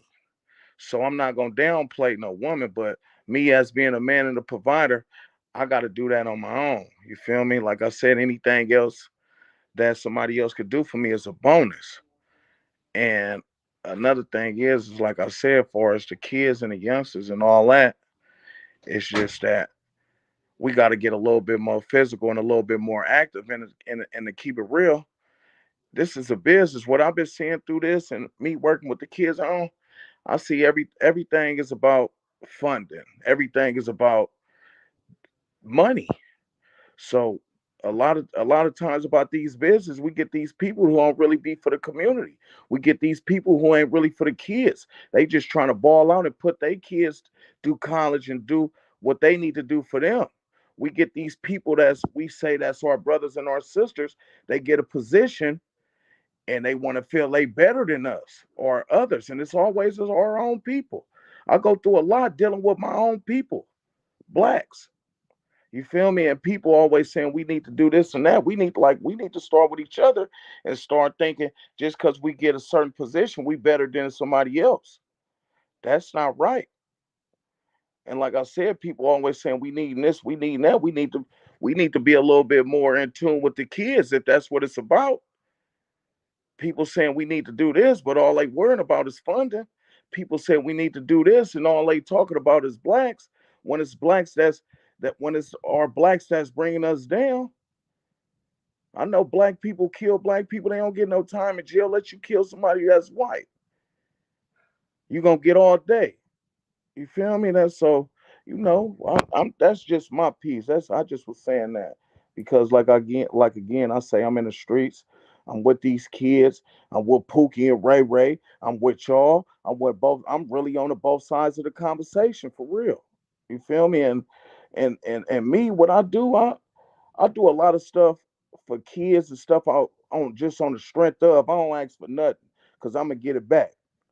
I ain't never had no job and I'm just trying to help my peoples and try to help somebody do better. I done been shot, I done been to prison, I done had a broken heart and I still open up to give and try to love people. You feel me? So it's 2023. Everything hard. And I understand everybody just trying to do what they could do to make themselves better. How we gonna help somebody else if we ain't helping ourselves? How we gonna reach out if how we gonna reach out to somebody else if we ain't right? You know what I'm talking about? So I that's all I appreciate gotta that. say. My I phone about to appreciate that, die. big body. I live with a broken heart every day, but I'm gonna keep pushing on. Dr. Marshall, go ahead and then Rob New. I gotta shoot Sure. over to my guy Rob. Go ahead, Dr. Marshall. You gotta unmute, Doc. You gotta unmute. Hold on, you gotta unmute, Doc. We missing it. Start over. You gotta start over. You gotta unmute. There you go. Okay. I want to say we're not oppositional, and part of the problem, part of the issues when you get in these things is that say I disagree with you. Well, nobody's disagreeing with anybody because it all's got to be done. There's no disagreement. It all has to be done. Everything you said, John, has to be done. Everything everybody said has to be done because we're all in this together. And I said before, young people in the turf because adults are in the turf. So it's not that anybody disagrees with anybody. People want it so bad that But if you know if you're having an effect by the work by what you do, if you're having an effect. If you can get we're talking about specifically about violence. If somebody does not act in a certain way that produces a violent outcome, you know that you're having an effect. And all of us are not good at good at things. We're a team. Some people can play left field, right field, some play point guard. We're all in it. And that's the mentality. I know what I'm good at. I work with young people. I don't do it. I ain't good with adults. I mean, that don't mean I don't like them, but I like young people. Okay. I'm specifically good with that. And I reward them for being good. I have a way and it works. And the only reason I can do this is because I see that it works. But that doesn't mean what somebody else isn't doing. You have to look at what you do and then take advantage of other people that are doing the work to come help you. We don't nearly do enough of that. We work in silos. We don't have to work in silos. I should be talking to every kid you're talking to. You should be talking to every kid I talk to, right? We should, and I think that everybody just keep doing what you're doing. And my main thing is you have to represent what you want to see. You're your best argument about how to act a certain way. And it's all individual behavior. And that behavior then to me extrapolates. People see what you do. And if you ain't living right, then people will know it. So I agree with you. You got to get yourself right first and practice nonviolence yourself. And I just want to say, I'm just grateful for all y'all, because whenever I call out, people show up. Like you said, Dr. Marshall, is about reaching out. You know, I call Rob, call Rico, John. They'll be there. You know what I mean? We had an incredible group at the school a few years ago. I called them brothers, and they showed up. That's what it's all about, you know, because it is like 1,000 programs in the city, but it's like, you know, we still need each other no matter what, because it's only a few out of the thousands that's really, really doing like the real work. But hey, you know, I appreciate y'all. Man, definitely. Go ahead, Rob. Jump in there. Rob been silent for a minute. Go ahead, Rob. So, Jan, on topic, a lot of the kids that we deal with, well, the generation, like my nephew Wesley said, Body said, that this is a new generation. This is a generation of entitlement and unappreciation instead of appreciation. You know, I deal with a lot of kids, and I do a lot of work for them. So, you know, the only thing I can do is come up with tangible solutions, like, you know, stay true to yourself, stay authentic in your approach. You know what I'm saying? Anyone who you have, you know what I'm saying, dealings with, you know, make that rapport with, you know, and, you know, you're right. We can't save everybody, but the individuals that you can save and the ones that do look up to you, I advise you to, you know, put your arms around them, because in these times right now, it's a lot of violence out there, and all the kid is possibly looking for is also some authentic love. So, you know, we can go back and forth about what's what and what ain't what, but all I'm saying is just implement love into the equation, you know, when dealing with the kids out there nowadays, because a lot of kids is confused and they're mimicking what they see. And I believe if you can intrigue a kid to believe in what you're talking about instead of what the streets are talking about, I believe that we stand a chance, you know what I'm saying, on accomplishing our goal, which should be, you know what I'm saying, futuristic goals and expectations for our kids, you know, our culture, you know. So, you know, I'll just continue to listen, but just hopefully, you know, we stay on topic as far as finding tangible solutions, you know what I'm saying, to stop the violence in our community. Thank you. Thank you, John. No problem. Miss Tony Rochelle, I know you've been sitting there. My co-host is going to beat me up because she's been trying to say something for a minute. Go ahead, Tony, jump in there. I forgot where I was trying to jump in, but everything is everything right now. But I think one thing that I'm hearing is that, like, it sounds like it's just so much and everyone don't even really know where to start. But what I feel like is that if you touch one person, and you guys also said that, like, if you just touch that one person that you see every day walking your kids to school, or that kid that's looking down, like, we don't even smile at each other no more. You know, we don't hold doors open for each other. We don't even give people eye contact. I'm from the South. Like, you give me eye contact, you know, give me a smile, because just a smile is just going to help me. And I know that's just like a little bit of a inch to the pie, but even just if we all did that little bit, we can start coming into the room of having conversations like this. And even earlier when you were talking about these rooms and how the ladies are leading, like, after the meeting, go up to them. Just because you're in the room with them, that doesn't mean that you're in the room with them. Go up to them and introduce yourself to that person. Start with just that. Like, this is me. This is what I do. You know, I was thinking the same thing as you. Like, we got to just continue to have conversations, you know, and we don't do that anymore. I don't even like text messages. Like, stop texting me. Call me and say how you, and don't ask me how I'm doing, because I really want to tell you how I'm doing. So for me, it's just even just the conversations. Like, let's do that. We can do that. I think we can, but they don't want to hear from me when I walk out to me. I say, come here, let me hear you. Oh, John Henry, you just get away from me, well, John your Henry. voice sometimes is a little annoying, so I can understand that. So, you know, try a different approach, John Henry. But what I want to do is jump back to Jamie. Then I know Rico want to jump in there, and then Tracy. But I think Rob highlighted something earlier about what our young people see in the community. And I think this is where Jamie and Tracy could really tie in. With our younger folks when they come home. During this pandemic, we have seen a tremendous increase of domestic violence in our households. And when young folks see anger and they see temperament and they see the behavior of someone being upset, and the reaction that they see is violence in their home from their parents or for one parent, whatever, right? This plays a big role in our community because this is teaching kids how to handle when they're upset. So, Jamie, I just wanted to kind of open that up to you, and then Rico and Tracy jump in there. But I think we tie this domestic violence into this gun violence, because a lot of times this domestic violence turn into gun violence, and sometimes the domestic violence start turf wars and things in our community because family members is going back. You did this to my sister, my mother, so now I'm gonna. You get what I'm saying? So it all ties in together. These intersections do cross. But Jamie, go ahead and kick that off, and then Tracy, Rico, y'all go, and then we'll kick it back to Doc because I want to hear about Doc too. What was going on from his White House visit? But go ahead, Jamie. Beautifully put, John. There is intersection, right? Violence is violence. It just manifests in different ways. And studies show that African American women, we are at a higher rate of being killed as a result of domestic violence by a gun in our community, right? So it's absolutely the intersection of violence, and the root cause is just the trauma and the unhealing and the hurt. Y'all, I'm totally convinced of that.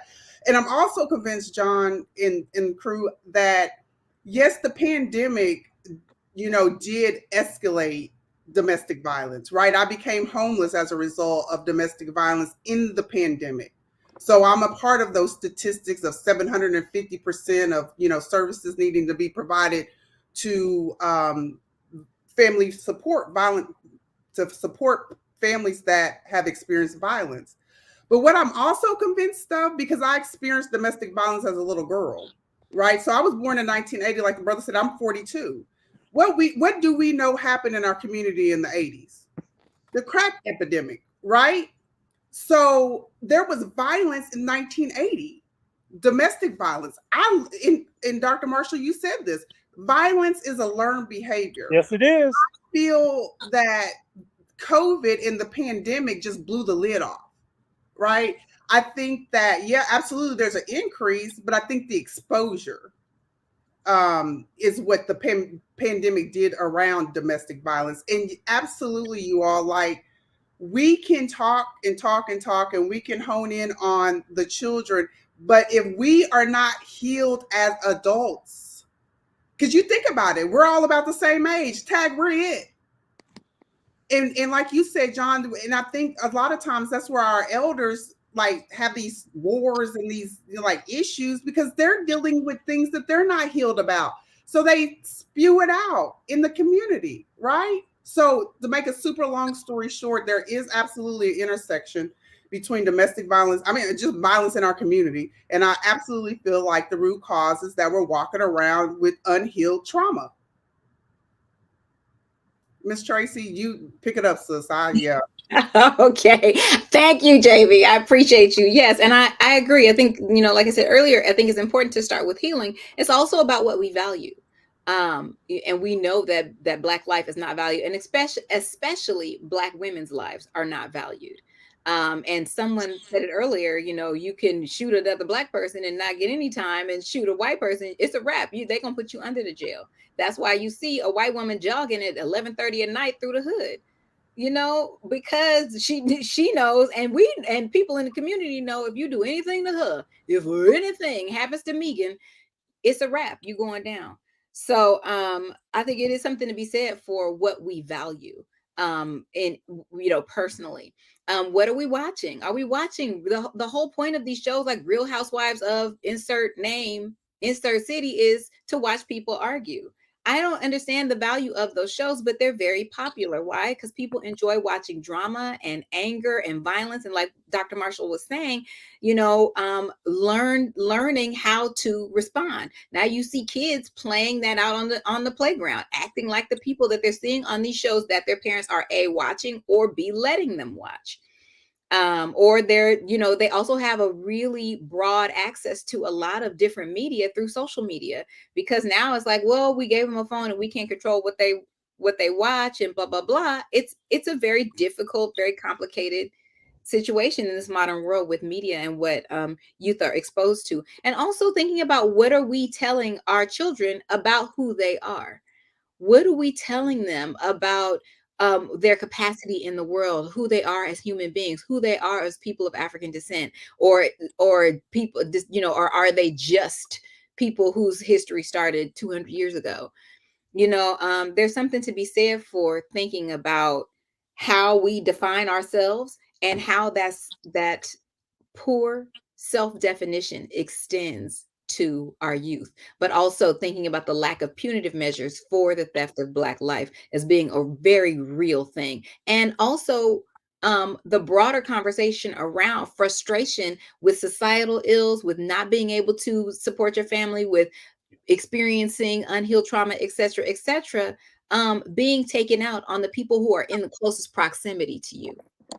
So knowing if those people who are in closest proximity to you are people you can enact violence against, and not and very likely not experience any punitive measure, any punitive consequences, then that's also going to contribute to the rise in violence. I also have Southern roots. My mom's from Mississippi and my dad's from South Carolina, and my mother talks about how back in the day they used to always have a loaded shotgun leaned up against the wall behind the door.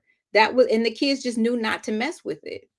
But that's not something that we can do now. And we have to ask ourselves what's different about this time and how we conduct ourselves and how we relate to one another, etc. And even thinking about the role of armed resistance in the freedom struggle. And again, that's another conversation, because there are in some instances where nonviolence was enforced with willingness to go the distance to protect yourself, because there were consequences when you came home from that march you went to where you didn't do anything.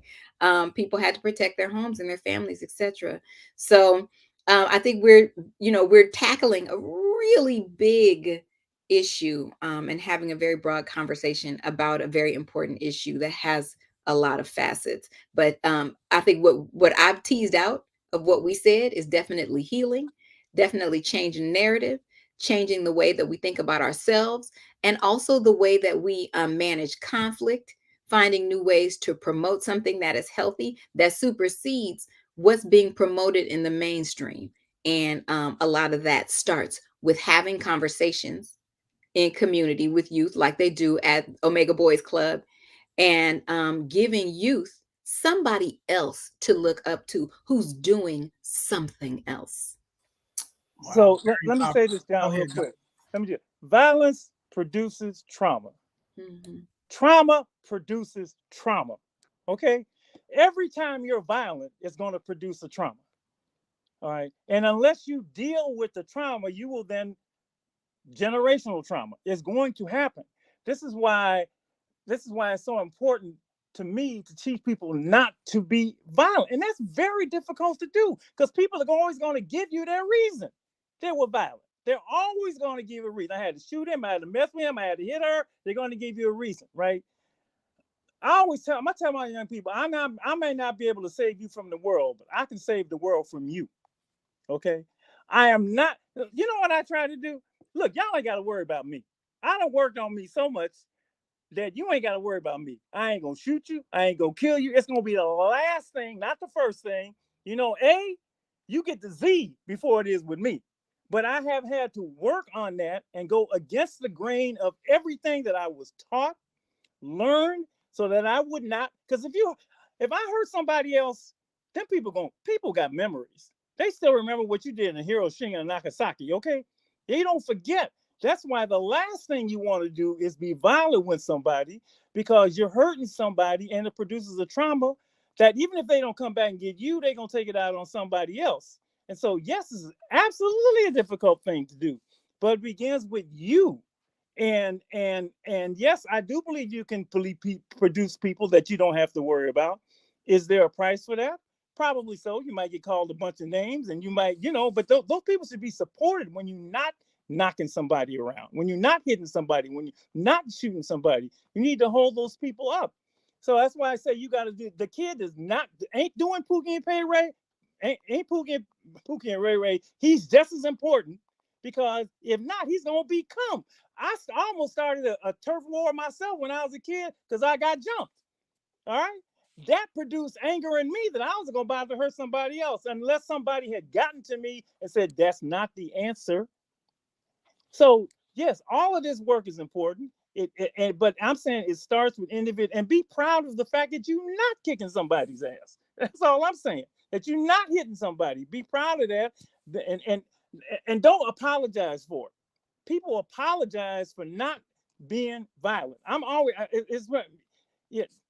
You can produce people like that. All this is important. All these conversations are necessary. They need to be done over and over and over again. The work has to be done. And whether the money comes or not, get a young person, get an old person together and help them so that they do not hurt somebody else. If they hurt somebody else, it's going to come back on all of us. Man, very powerful. I got people in the chat saying, John, Ray Ray and Pookie is 40 years old. We got to listen to Corey Lil Uzi clip. That's the new youngsters, all right? By the way, people will listen to anybody if you tell them the truth. I don't care. Look, Coach Wilbur Jiggins was the elder in the club. He was the grandfather of the club. He had more influence over anybody because he spoke the truth. The truth is not based on where you've been, what you've done. Truth is truth. And if you stand in your truth, it will resonate with somebody. I want to say this because I haven't heard this, but a lot of times with this violence, this murder, and shooting people and violence against women, when you go to jail, it's real in the field. And a lot of us, John and Rico and Dr. Marshall, we done worked with people in jail, and man, they serving a lot of time. It's like going to court. It'd be like 5 years. A lot of people don't realize when you get caught, man, it's a long time up in that jail. So everybody don't get away with murder. It's just not like that. We've been seeing dudes and, over the years fighting cases for 5 years right downtown, you know what I mean? And San Bruno, it's no joke. You know what I'm saying? Then they want a letter from the church, the community center. That Uzi Clip ain't Uzi Clip in there. He his real name. Like, he come to court. I'm John Williams with a cross on, everything. You know what I mean? So it's real in the field. Everybody don't get away. And we know because we are the people that they reach out to. It's no joke. So please understand or let young people know everybody don't get away. It's a new day in San Francisco. They're not playing. And if they catch you, it's going to be some real stuff going on. It's no joke. We have to keep stressing that because a lot of people don't understand on the other side of those walls is real. No homies ain't coming up there. When I'm around there, all I see is mama coming up after work, and she tired putting money on the books. I mean, dad might come by every now and then, but basically it's the mama. The homeboys ain't answering the phone. It's real in the field when people get behind them walls. I don't think people really know. I know people who've been fighting for 5 years and haven't caught they haven't caught their time yet. And it's serious, and it's sad to see how they just been. Everybody kind of just gave up on them. You know what I mean? People don't talk about people. Everybody ain't no gangster either. You know what I mean? I don't know why we push that. Everybody get caught. Everybody ain't just going to take that time. Hell no. Some people going to tell hella fast. You know what I mean? So the thing is just real. They got another side of this thing that we see people in jail. I know me and Rico did groups. I know Doc been all over, and John been in the and Rob know what I'm talking about, man. This stuff ain't no joke, man. It's, people will tell you walk in that jail, you walk in a pod, they don't even want to let you leave. They like, hey, man, do this and this for me because it's real in the field on the other side of them walls. So that's another thing is stressing to these youngsters. It's no joke. And the oldsters, too. It's no joke on the other side of the walls because we see it firsthand when we walk in there. We going to court with people, man. It's really no joke on the other side of them walls. Everybody don't get away with murder. They just don't. Some people get caught, and it's real. Man, real talk. Go ahead, Rico. Yeah. Also, exposure. Like, what are we exposing our young people to? A lot of them, they're just exposed to the same environment, the same toxicity, every single day. Just because a person is doing the outreach work in the communicating with the young people doesn't mean that they're changed, or that that they've changed their personal behavior. And I think a lot of time that what screws up the community also, because so talk about restorative justice, but then the component with transformative is, how do you transform the mindset of the individuals that's doing the work and the individuals that are within community? So it's transformative. So because if you're doing restorative, what are you restoring our young people to? If they come from toxic environments and they know the difference between right and wrong when you say it, but then subconsciously they only know what you do because they've seen it all their lives. And I think that with white supremacy is so strong, and we haven't came up with anything to counter some of this stuff. I know Dr. Marshall have, John, and we have in certain levels of it. But social media didn't come out for no reason. Like, social media came out and it targets our children. Like, if you look at China, they have intentionally filtered any bull crap from coming on any of their algorithms. Like, they don't even get an algorithm of violence and crap, right? Because they have counterintelligence to the bull crap. And I think in our community, we don't have that. Everything that we're taught sociably, we end up doing it. We become the number one consumer of it. We're the number one consumer of Instagram, Facebook, and we just over consume. And then we give our children the phone. They 2 years old, 3 years old. First thing they learn now is not even how to talk, it's how to swipe up, how to swipe left, how to look at that, right? And those images is going in our young people minds. So, a part of things that I like to do is mentorship. And I think that with mentorship and having proper mentorship is important, because I have a story that Corey I told it on at the little speaking engagement we had. My son, he was going through a whole lot during the pandemic and before the pandemic, and having so many issues. And I know I'm a good father, and I know that I live, I speak the truth. I'm free from nonsense and pretense. So I'm thinking, why the heck you ain't getting this? Because I'm teaching you right. So I connected him with John Henry. So I'm like, John, I need you to talk to my son or whatever. So him and John talked, and that shit hurt my feelings. I ain't gonna even lie, because John said the same thing I said, but he said it his way. And for some reason, he heard it. He ended up getting a 4.0 his 11th grade year, 12th grade year. And now he is a student at Cal Berkeley, right?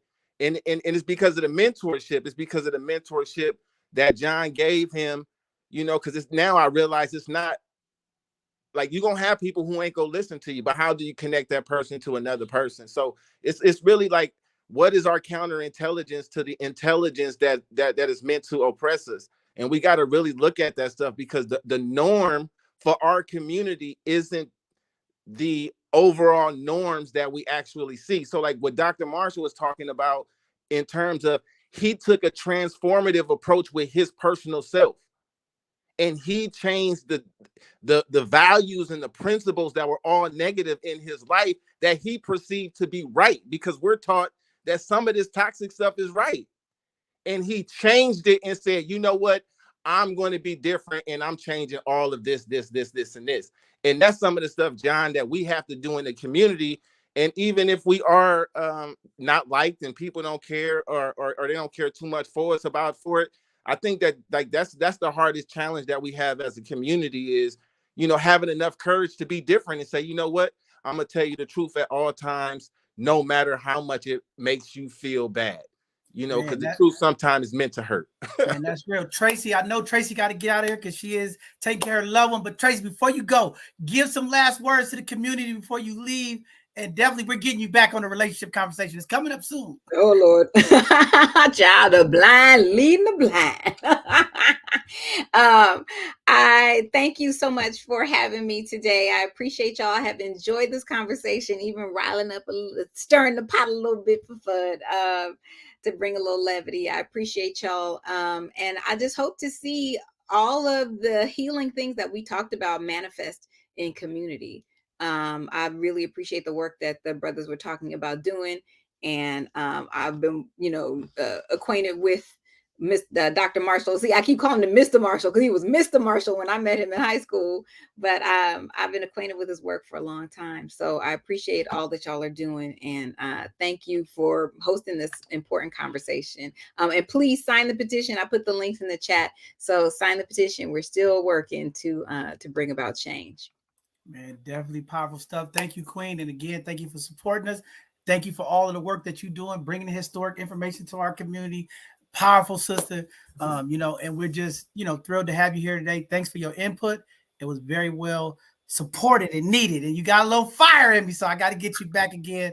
But go ahead, take care of your loved ones, and we'll get you back on soon.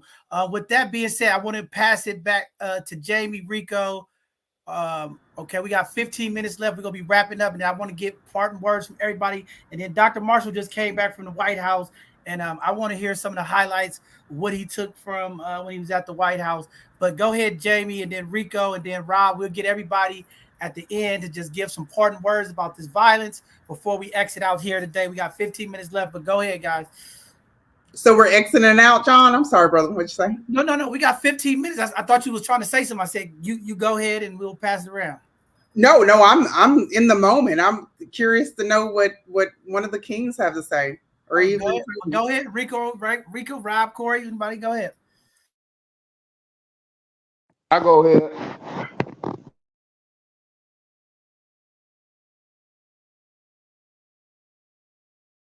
Hey, Rob, your mic. You got to unmute your mic, Rob. Your mic muted. All right, there you go. Go ahead, Rob. What about now? Yeah, I can hear you. Go ahead, Rob. So the meeting was very informative. Yeah, the meeting was very informative, and I like it very much. I think a main issue that we need to discuss is us knowing who the shooters is, but we not addressing them because they might be family members or close personal friends. You understand my question, or understand what I'm saying? I definitely understand, Rob. Do anybody understand what I'm saying? I definitely understand, and that's what I was talking about. This culture, our street culture, this code of protecting people, not snitching, all this stuff plays in a part why this violence is in our community. So I agree with you, Rob. I hear what you're saying. Go ahead. Yeah. So I have a major problem with that as far as accountability is concerned, because individuals like myself and Corey, and we enter these these hot spots, and we're expected to hold ourselves to a higher level, as far as dealing with the individuals. But what about the empathy level and the humility level that we don't experience? Like I said earlier, we dealing with the entitled and the unappreciative right now, because of the lackadaisical parenting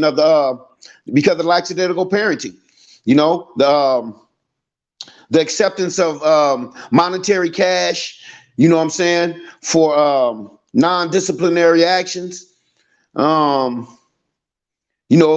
rejection of authoritative figures, things of that nature we need to discuss, as far as dealing with the kids.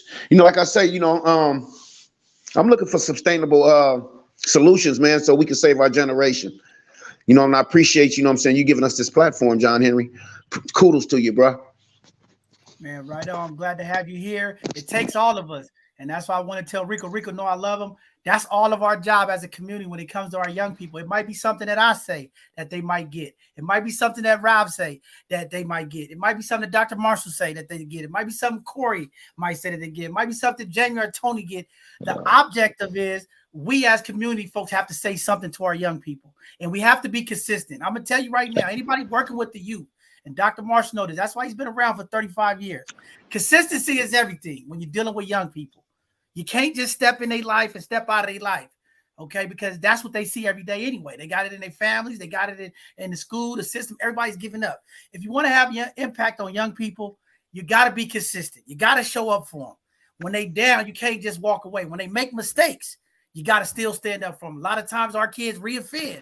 And I always say, you still got to support them when they reoffend, because sometimes they don't get the reinforcement that you give them while they locked up. Again, another big problem. We invest heavily on mental health services in the jail. How do we get these services and information to the community? I'm just saying, I see a lot of mental health work going on once the brothers is locked up. but the kids on the community, they not getting it. So how do these programs that we create about self-identity, anger, fear, and pain, all of this stuff, how do we put it in our community schools? How do we put it in our community networks so that they are getting the same information that our young folks? Because again, I tell people, and I think Rico hit it on the head, you get them all built up in jail, and then you put them right back in the toxic community with all this stuff, and everything they learned went out the window because now they back in survival mode.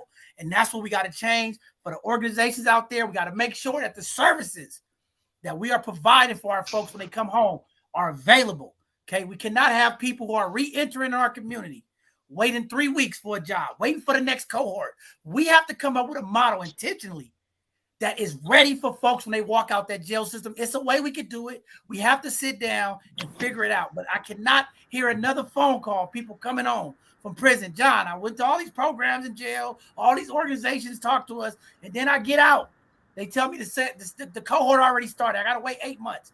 How do I feed my family in the next 8 months, John? So again, we as a community, we have to be intentional. We got to figure out how do we continue to set up our programming that really impacts the folks that are coming back into our community, that are high profile folks that need that support so they don't reoffend and cause continued harm in our community. But with that being said, go ahead, Corey. Did you want to say something? Dr. Marshall, we're going to kind of like wrap it up, give your parting words or your last information out to the community, and we're going to get out of here. I'm going to start with you, Corey. Well, one thing give me hope is working with you back in the day. Ain't nowhere in hell I thought you'd be doing anything like this. So there is hope. You know what I mean? So if we get you to do something like this, we could get little Uzi Clip and Ray and whoever else to do it also, right? So my thing is hope and always remembering that people do change. So we have to keep doing the work. People change. It's nothing in vain. We've been doing this work. We won't stop, and there'll be others coming along the way that's helping with a new twist to do it, and also get the young people right to talk like the young brother said earlier. We are older, so it's always good to get that young voice. You know what I'm saying? They have great voices. They have great brain. So we have to get them involved too. You know what I mean? And let them know the seriousness of life, and also calling them on their BS too, because a lot of times we think it's just all our fault. They got to meet us halfway, and we have to stop making excuses for them also. It's hella programs in the Bay Area. The hell with that. Don't just be sitting there acting like ain't nothing here to help you. I lived in Atlanta for 4 years. They ain't got none of this. You know what I mean? Utah, Denver, nobody got the programs that San Francisco has in the Bay Area. So we have to get them and hold them accountable also. Because I know some people, man, you can put it right there. They don't even want to walk right there. So we got to call them on they BS too. You know what I mean? But we have to keep doing the work. And like Siobhan Hunter say, live in peace. We got to stress living in peace, man. And rest in peace to all our people that's dying, and much love to the families. But we have to talk about living life and showing people how to live life. That's the great thing. They got the baseball games all over the place now, so young people could get out to see that. But we have to teach them how to live. They don't know how to live, right? Everything just all about death and jail. It's life going on out here, you know, taking them places like you do, John, bowling and all that. We have to do something to where they see something else. But I'm all bowling and all that. We have to do something to where they see something else. But I'm all. All right, Corey, great information. Dr. Marshall, you want to give some parting words and talk a little bit about your White House journey? You got to unmute, Doc. I can't hear you. We can't hear you. You got to unmute or something. Something ain't right. We can't hear you.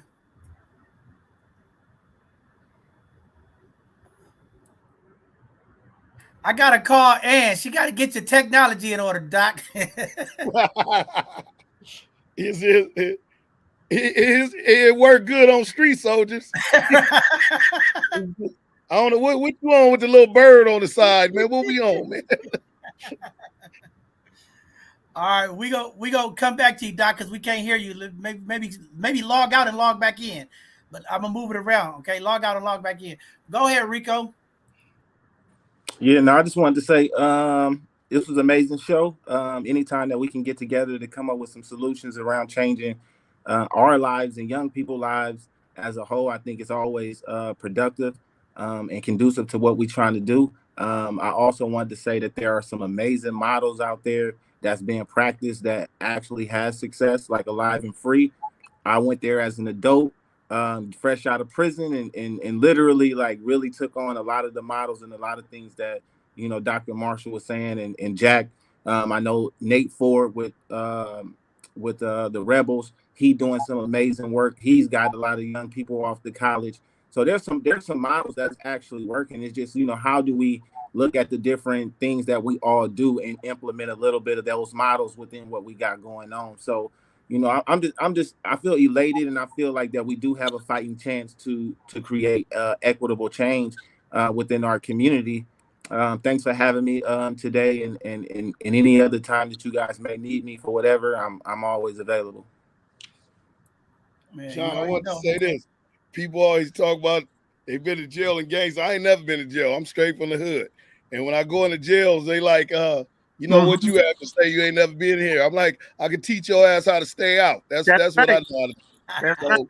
So, we got a lot of brothers ain't never been there. You know what I mean? Right. And straight from the middle of the projects. But hey, man, we have to talk about other things too. You know what I mean? Because sometimes brothers might be square and try to fit into something that they not. Everybody not. That's not their lifestyle. You know what I mean? We got a lot of smart brothers from the hood. We got Malik that do the art. We got so many smart brothers, man, around these communities, man, and love our brothers that's from the hood. Because I learned my way of hustling. I learned because you see brothers on 3rd and Paloux running the cars. They was doing something. I don't care what they say.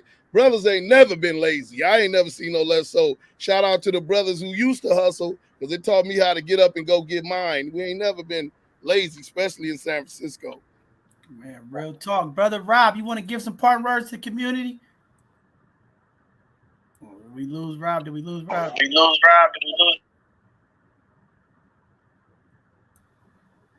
Go ahead, all Rob, I could possibly say is stay positive. All I could just possibly say is stay positive on purpose. Continue the good work that we doing in some type of way. We can come together collectively on the street and make a real good change. Man, that's real talk. Black Man in Hats is doing some phenomenal work. Black Man in Hats is doing some phenomenal work with our young people.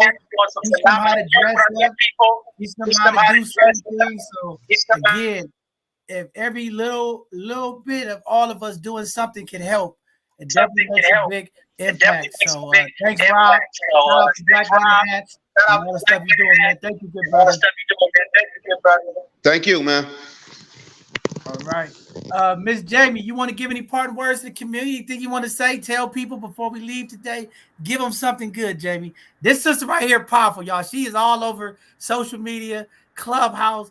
I mean, when you talk about vulnerability, I mean, this lady's story is so powerful. Her book, I mean, Jamie, you just an inspiration. I always, when you come around, we see each other. We might not see each other all the time, but we checking each other out on social media, but your work, your truth, your story is so powerful. And I mean, you give the voiceless the voice. I mean, I've watched you have women who are afraid to speak up. So your influence is real. Continue to do the impactful work you do. And I'm always going to support you, whatever you need or whatever, man. You're a powerful sister. As they say, you're a mover and shaker. Continue to shake up those tables and bring greatness to our community. But go ahead, sister, talk to the people. I'm going to turn that joker over, too, if we don't get equality. Listen, y'all, it's been an absolute honor. Kings on this platform, I lift you, I honor you. Thank you for doing the work. John, brother, listen, it's yeah. And you almost made me cry, so don't do that. So anyway, listen, this is what I want to leave with the community in the universe. Like Corey said, there's hope. We got to speak it. There's so much power in our words, right? Go vote, right? And if you don't want to vote, that's fine. But at least keep doing the work because we got to have at the table where the decisions are being made.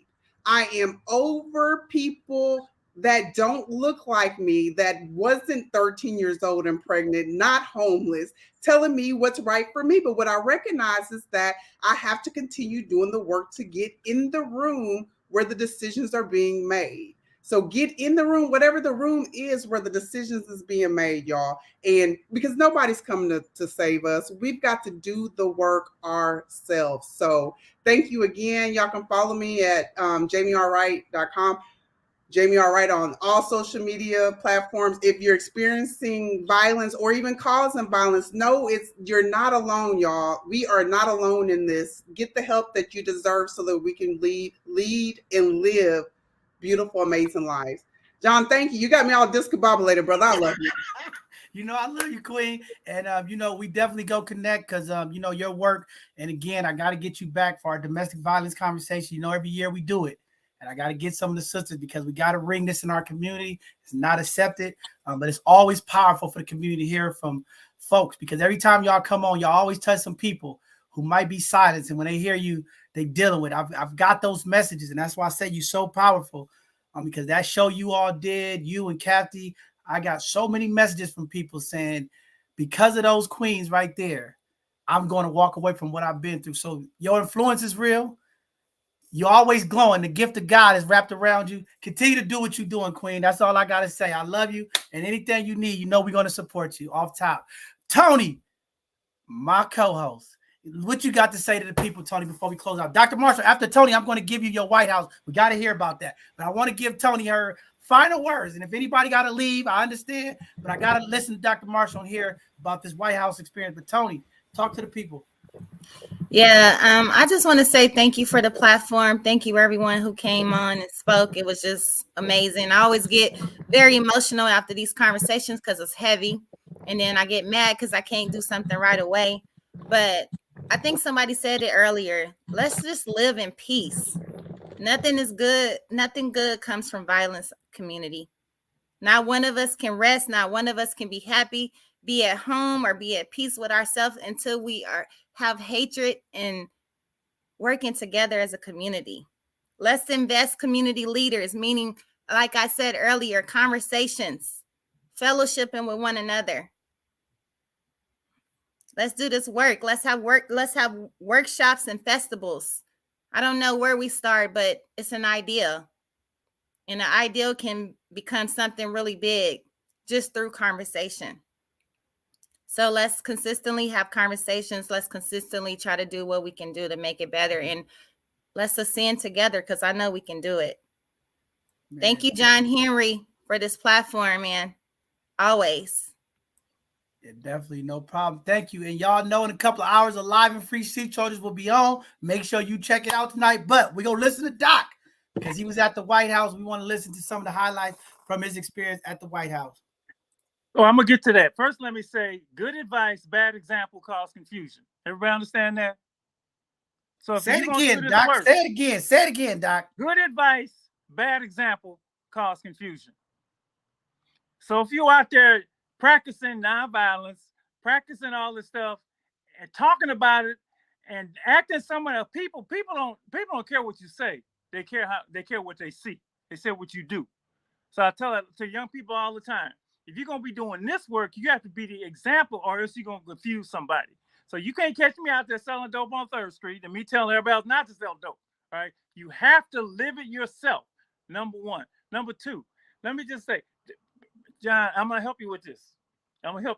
Do not get caught in this trap of brothers against sisters. You can't. Don't do that. I don't get it caught into that.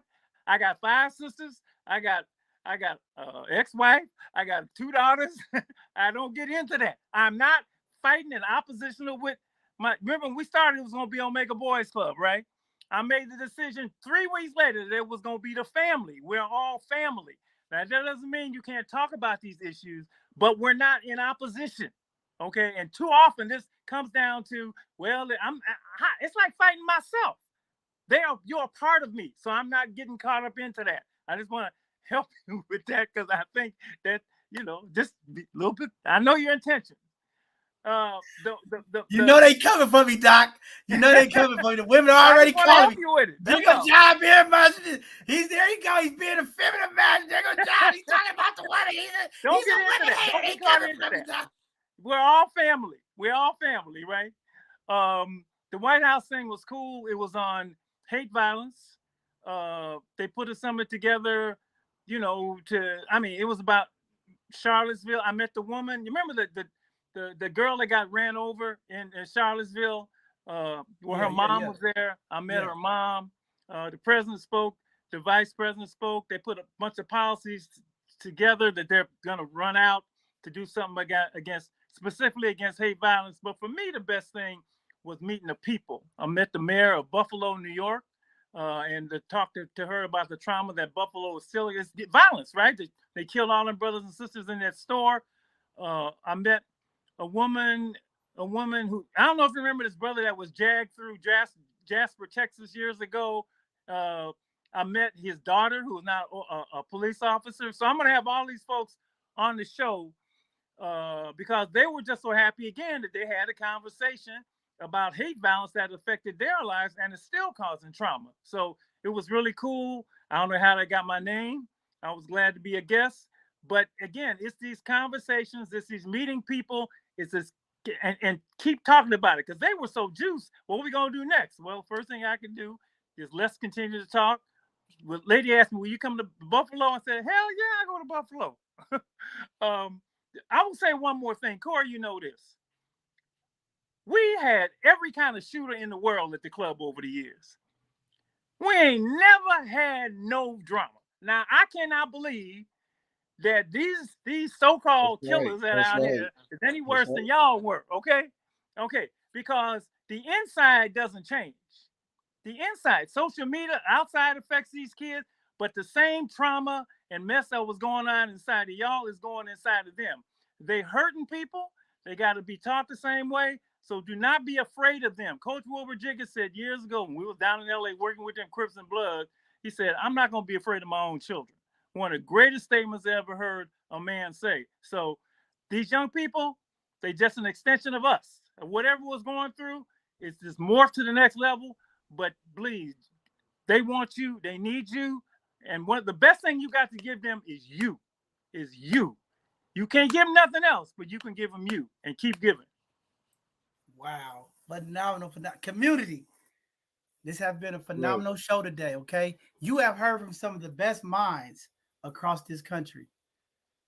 It's no excuse. Get involved, do your part. Again, mental health is real. It's something that we got to address in our community. We have to make it the forefront of everything that we do. We have to figure out how to do conflict management because in our community, the response can't be, I'm mad, I'm going to get a gun and shoot you.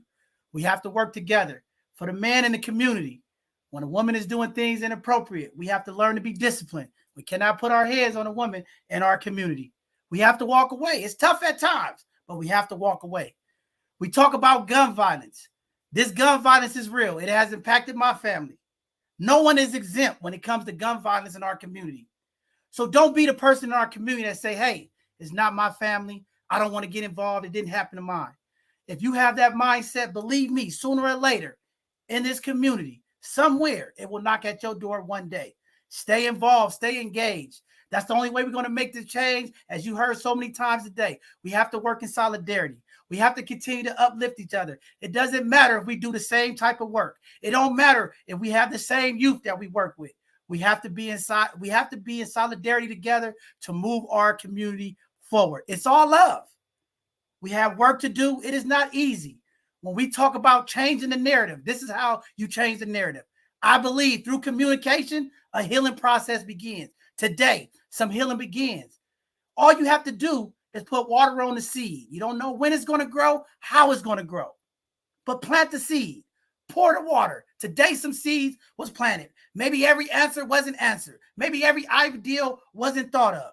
But again, it was a conversation kicker. We are in a state of emergency across this country in the Black and brown community with gun violence, domestic violence, physical violence, verbal violence, financial violence. It's a problem. We have to do our part. We have to be leaders. You heard Doc say, you have to be an example in leadership. You can't send mixed messages. I've heard Corey say this year after year. You can't straddle the fence. If you want to work with youth, you have to work with the youth. If you're going to hang in the streets, hang in the streets. You can't do both.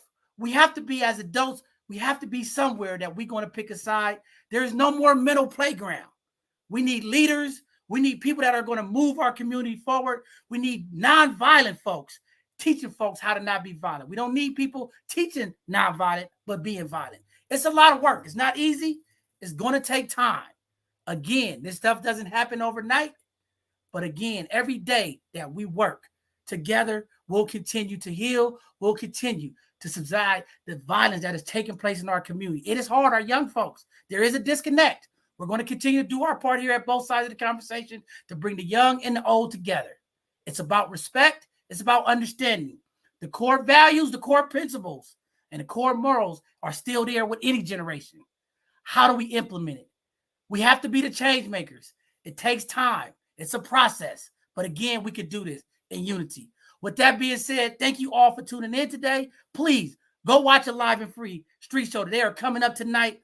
We love Dr. Marshall. We support Dr. Marshall. Again, that's what it looks like, supporting each other. It doesn't matter what you're doing if you're doing the same thing I'm doing. It doesn't matter you working with kids and I'm working with kids.